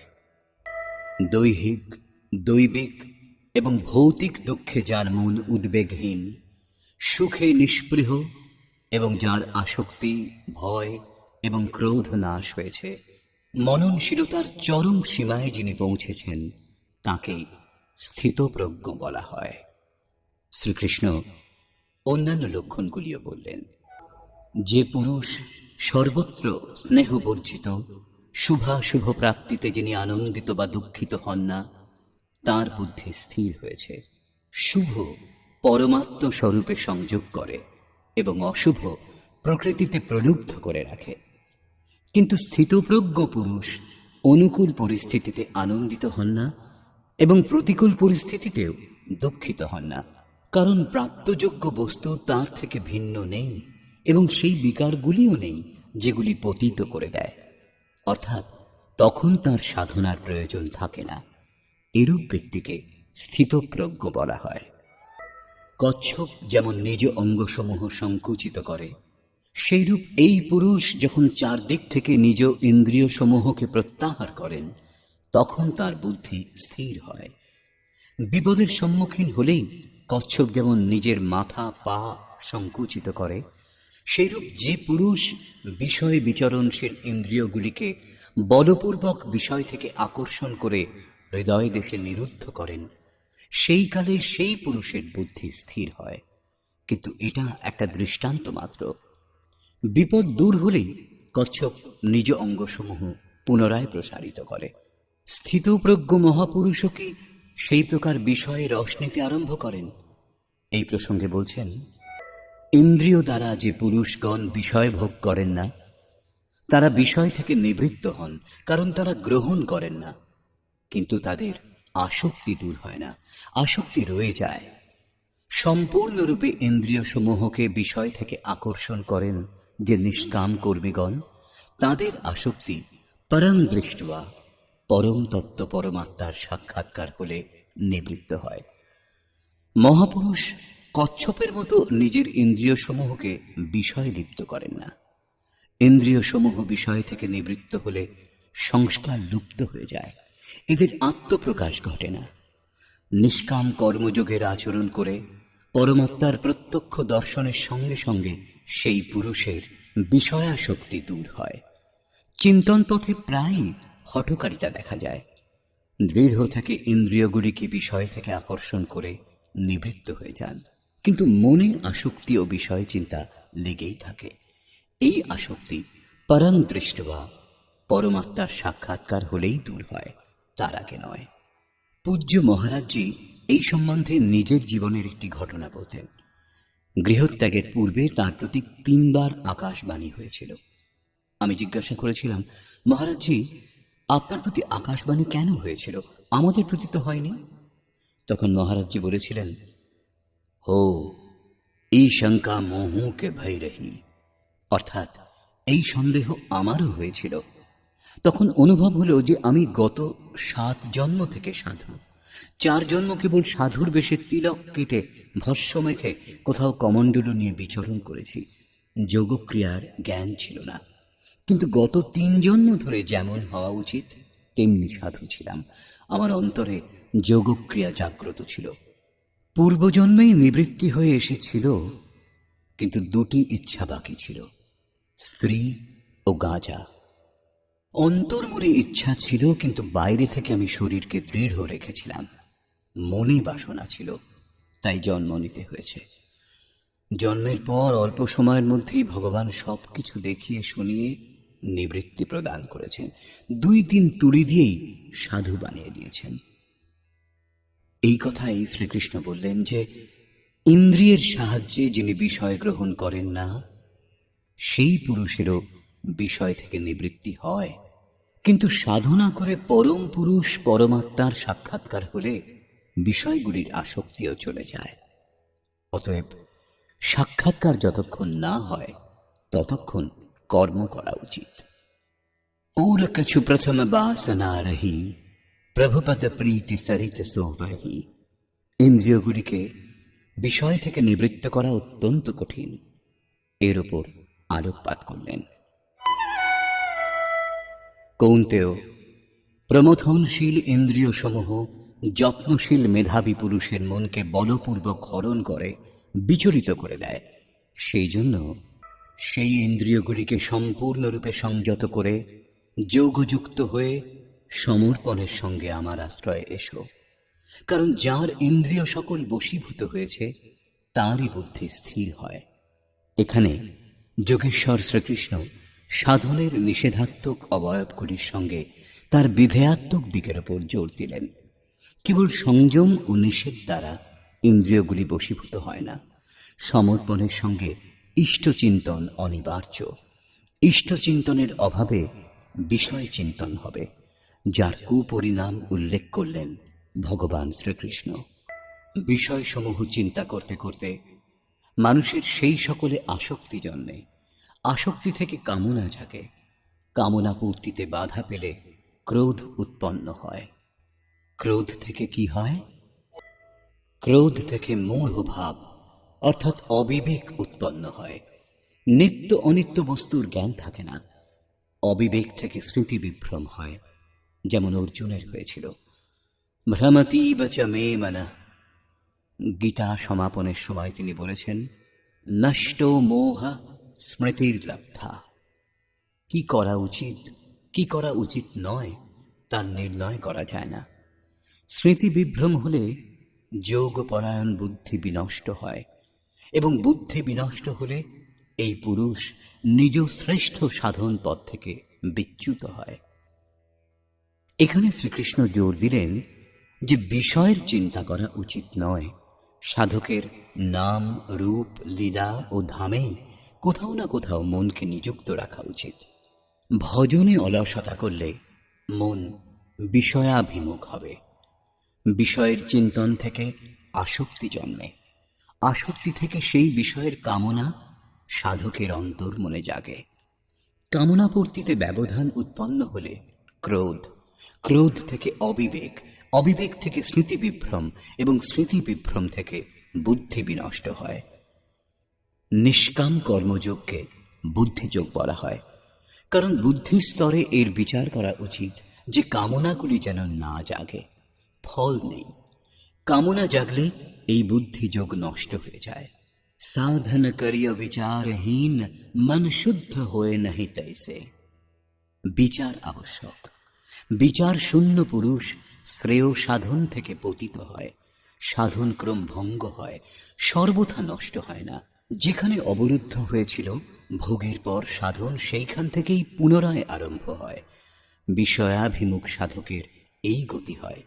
স্বাধীন চেতা সাধক কোন গতি লাভ করেন, একে আধার করে শ্রীকৃষ্ণ বললেন, আত্মবিধি প্রাপ্ত প্রত্যক্ষদর্শী মহাপুরুষ রাগ দেশ মুক্ত হয়ে স্ববশীভূত ইন্দ্রিয় সমূহ দ্বারা বিষয়ানুচরণ, বিষয়সমূহে বিচরণ করেও প্রসাদমধিগচ্ছতি, অন্তঃকরণের নির্মলতা লাভ করেন। তিনি নিজের ভাবদৃষ্টিতে অবস্থান করেন। মহাপুরুষের জন্য বিধি নিষেধ থাকে না। তার জন্য অশুভ বলে কিছু থাকে না যার থেকে তিনি নিজেকে বাঁচিয়ে চলবেন, এবং শুভ বলেও কিছু থাকে না যা তিনি কামনা করবেন। ভগবানের পূর্ণ কৃপা প্রসাদ ভগবত্তার সঙ্গে সংযুক্ত হলে সেই পুরুষের সর্বদুঃখের অভাব হয়। দুঃখালয়ম অশাশ্বতম, সংসারের অভাব হয়, এবং সেই প্রসন্ন চিত্ত পুরুষের বুদ্ধি শীঘ্রই উত্তম রূপে স্থির হয়। কিন্তু যিনি যোগযুক্ত নন, তার অবস্থার প্রতি আলোকপাত করলেন। যোগ ও সাধনা শূন্য পুরুষের অন্তঃকরণে সকাম বুদ্ধি থাকে। ওই অযুক্ত ব্যক্তির অন্তঃকরণে ভাবও হয় না। ভাববিহীন পুরুষের শান্তি কোথায়?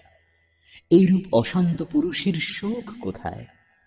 যোগক্রিয়ার আচরণ করবার পর কিছু অনুভব হলেই ভাব জন্মায়। জানে বিনু না হই পারতীতি, ভাব না হলে শান্তি হয় না, এবং অশান্ত পুরুষের সুখ অর্থাৎ শাশ্বত সনাতনের প্রাপ্তি হয় না। বায়ু যেমন জলস্থিত নৌকাকে বলপূর্বক গন্তব্যস্থান থেকে দূরে নিয়ে যায়, সেইরূপ বিষয়সমূহে বিচরণশীল ইন্দ্রিয়গুলির মধ্যে যে ইন্দ্রিয়টিকে মন অনুসরণ করে, সেই একটিমাত্র ইন্দ্রিয়ই ওই অযুক্ত পুরুষের বুদ্ধি হরণ করে। অতএব যোগের আচরণ অনিবার্য। ক্রিয়াত্মক আচরণের উপর শ্রীকৃষ্ণ পুনরায় জোর দিলেন। হে মহাবাহ, সেই জন্য যে পুরুষের ইন্দ্রিয়সমূহ বিষয় থেকে সর্বপ্রকারে নিবৃত্ত হয়েছে, তার বুদ্ধি স্থির হয়। বাহু কার্যক্ষেত্রের প্রতীক। ভগবানকে মহাবাহু এবং আজানুবাহু বলা হয়। তিনি হাত পা ব্যতীত সর্বত্র কার্য করেন। তাতে যিনি স্থিতি লাভ করেন অথবা যিনি সেই ভগবত্তার দিকে অগ্রসর, তিনিও মহাবাহু। শ্রীকৃষ্ণ ও অর্জুন উভয়ই মহাবাহু। সর্বভূতের পক্ষে পরমাত্মা রাত্রি স্বরূপ, কারণ তিনি দৃশ্যমান নন, বিচারের অধীন নন। তাই রাত্রি স্বরূপ সেই রাত্রিতে পরমাত্মাতে স্থিত সংযমী পুরুষ উত্তম রূপে দেখেন, বিচরণ করেন, জাগ্রত থাকেন, কারণ সেখানে তার প্রবেশের অধিকার আছে। যোগী ইন্দ্রিয়সমূহের সংযমের দ্বারা তাতে স্থিতি লাভ করেন। যে বিনাশশীল সাংসারিক সুখ ভোগের জন্য ভূতগণ দিন রাত পরিশ্রম করে, যোগীর পক্ষে তা রাত্রি স্বরূপ। রমা বিলাসু রাম অনুরাগী, তজত বমন জিমি জন বড় ভাগী। যিনি পরমার্থ পথে নিরন্তর সজাগ এবং ভৌতিক ইচ্ছা থেকে সর্বথা মুক্ত, তিনি ইষ্টে প্রবেশ লাভ করেন।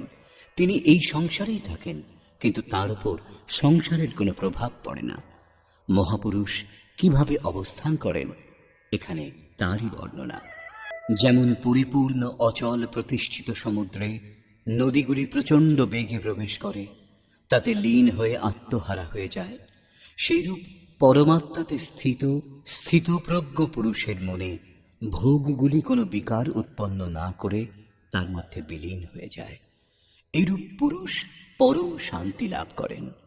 কিন্তু যিনি বিষয় কামনা করেন, তার পক্ষে শান্তি লাভ অসম্ভব। ভয়ঙ্কর বেগে প্রবাহিত নদীগুলির স্রোত ফসল নষ্ট করে, প্রাণীদের হত্যা করে, নগর প্লাবন হাহাকারে সৃষ্টি করে প্রচণ্ড বেগে সমুদ্রে মিলিত হয়।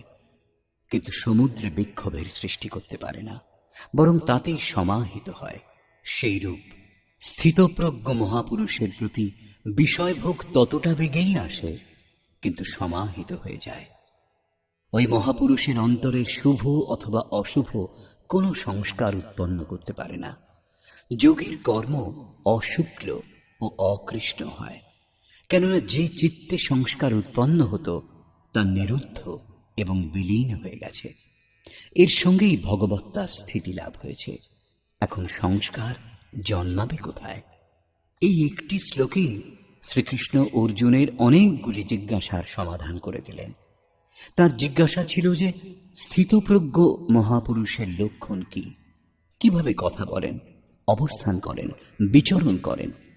শ্রীকৃষ্ণ একটা বাক্যেই উত্তর দিলেন যে তিনি সমুদ্রবৎ হন। তার জন্য বিধি নিষেধ হয় না যে এইভাবে বসো, এইভাবে চলো। তিনি পরম শান্তি লাভ করেন, কারণ তিনি সংযমী।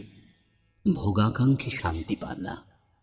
এর উপর জোর দিয়ে বলা হয়েছে, যে পুরুষ সমস্ত কামনা ত্যাগ করে নির্মমা আমি ও আমার এই ভাব এবং অহংকার রহিত এবং স্পৃহা শূন্য হয়ে পর্যটন করেন, তিনি পরম শান্তি লাভ করেন, যার পর কিছু পাওয়া বাকি থাকে না। হে পার্থ, উপরিউক্ত অবস্থায় ব্রহ্মপ্রাপ্ত পুরুষের স্থিতি। সমুদ্রবৎ সেই মহাপুরুষের বিষয়সমূহ নদীগুলির মতো বিলীন হয়ে যায়। তিনি পূর্ণ সংযমী এবং প্রত্যক্ষত পরমাত্মদর্শী হন। কেবল অহং ব্রহ্মাস্মি পড়ে নিলে বা কণ্ঠস্থ করে নিলেই এই স্থিতি লাভ হয় না, সাধন করলে তবেই লাভ হয়। এরূপ মহাপুরুষ ব্রহ্মনিষ্ঠাতে স্থিত থেকে অন্তিম সময়েও ব্রহ্মানন্দ লাভ করেন। নিষ্কর্ষ। প্রায় লোকে বলে যে দ্বিতীয় অধ্যায়ে গীতা শাস্ত্র পূর্ণ হয়, কিন্তু যদি কেবল কর্মের নামমাত্র নিলেই কর্ম পূর্ণ হয়ে যেত, তাহলে এখানেই গীতার সমাপন ভাবা হতো। বর্তমান অধ্যায়ে যোগেশ্বর শ্রীকৃষ্ণ বললেন, অর্জুন, নিষ্কাম কর্মযোগের বিষয়ে শোনো, যা জেনে তুমি সংসার বন্ধন থেকে মুক্ত হয়ে যাবে। কর্ম করাতে তোমার অধিকার আছে, কর্ম ফলে নেই। আবার সেই কর্ম করবার সময় তোমার অশ্রদ্ধাও যেন উৎপন্ন না হয়। নিরন্তর করবার জন্য তৎপর হও। এর পরিণাম স্বরূপ তুমি পরং দৃষ্টবা, পরম পুরুষের দর্শন করে স্থিতপ্রজ্ঞ হবে, পরম শান্তি লাভ করবে। কিন্তু একথা বললেন না কর্ম কি। এটি সাংখ্যযোগ নামক অধ্যায় নয়। এই নাম টিকাকারের দেওয়া, শাস্ত্রকার দেননি। তারা নিজের বুদ্ধি অনুসারে গ্রহণ করেন, তাতে আশ্চর্য কি। বর্তমান অধ্যায়ে কর্মের গৌরব, করবার সময় সাবধানতার অবলম্বন এবং স্থিতপ্রজ্ঞের লক্ষণ প্রভৃতি বর্ণনা করে শ্রীকৃষ্ণ অর্জুনের মনে কর্মের প্রতি উৎকণ্ঠা জাগিয়েছিলেন। তার মনে জিজ্ঞাসা উৎপন্ন করেছিলেন, আত্মা শাশ্বত সনাতন, তাকে প্রত্যক্ষ করে তত্ত্বদর্শী হও। এর প্রাপ্তির পথ দুটি, জ্ঞানযোগ ও নিষ্কাম কর্মযোগ। নিজের সামর্থ্য অনুযায়ী স্বয়ং লাভ লোকসানের নির্ণয় করে কর্মে প্রবৃত্ত হওয়া জ্ঞান মার্গ, এবং ইষ্টের উপর নির্ভর করে আত্মসমর্পণের মধ্যে দিয়ে সেই কর্মেই প্রবৃত্ত হওয়াকে নিষ্কাম কর্মমার্গ অথবা ভক্তি মার্গ বলে। গোস্বামী তুলসীদাসজি উভয়ের বর্ণনা এইভাবে করেছেন, মোরে প্রৌঢ় তনয় সমজ্ঞানী, বালক সুত সমদাস অমানি, জনহি মোর বল নিজ বল তাহি, দুহ কহ কাম ক্রোধ রিপু আহি। আমার ভজনাকারী দুই প্রকারের, একটি জ্ঞানমার্গী, অন্যটি ভক্তিমার্গী। নিষ্কাম কর্মমার্গী অথবা ভক্তিমার্গী শরণাগত হয়ে আমার আশ্রয় নিয়ে চলেন।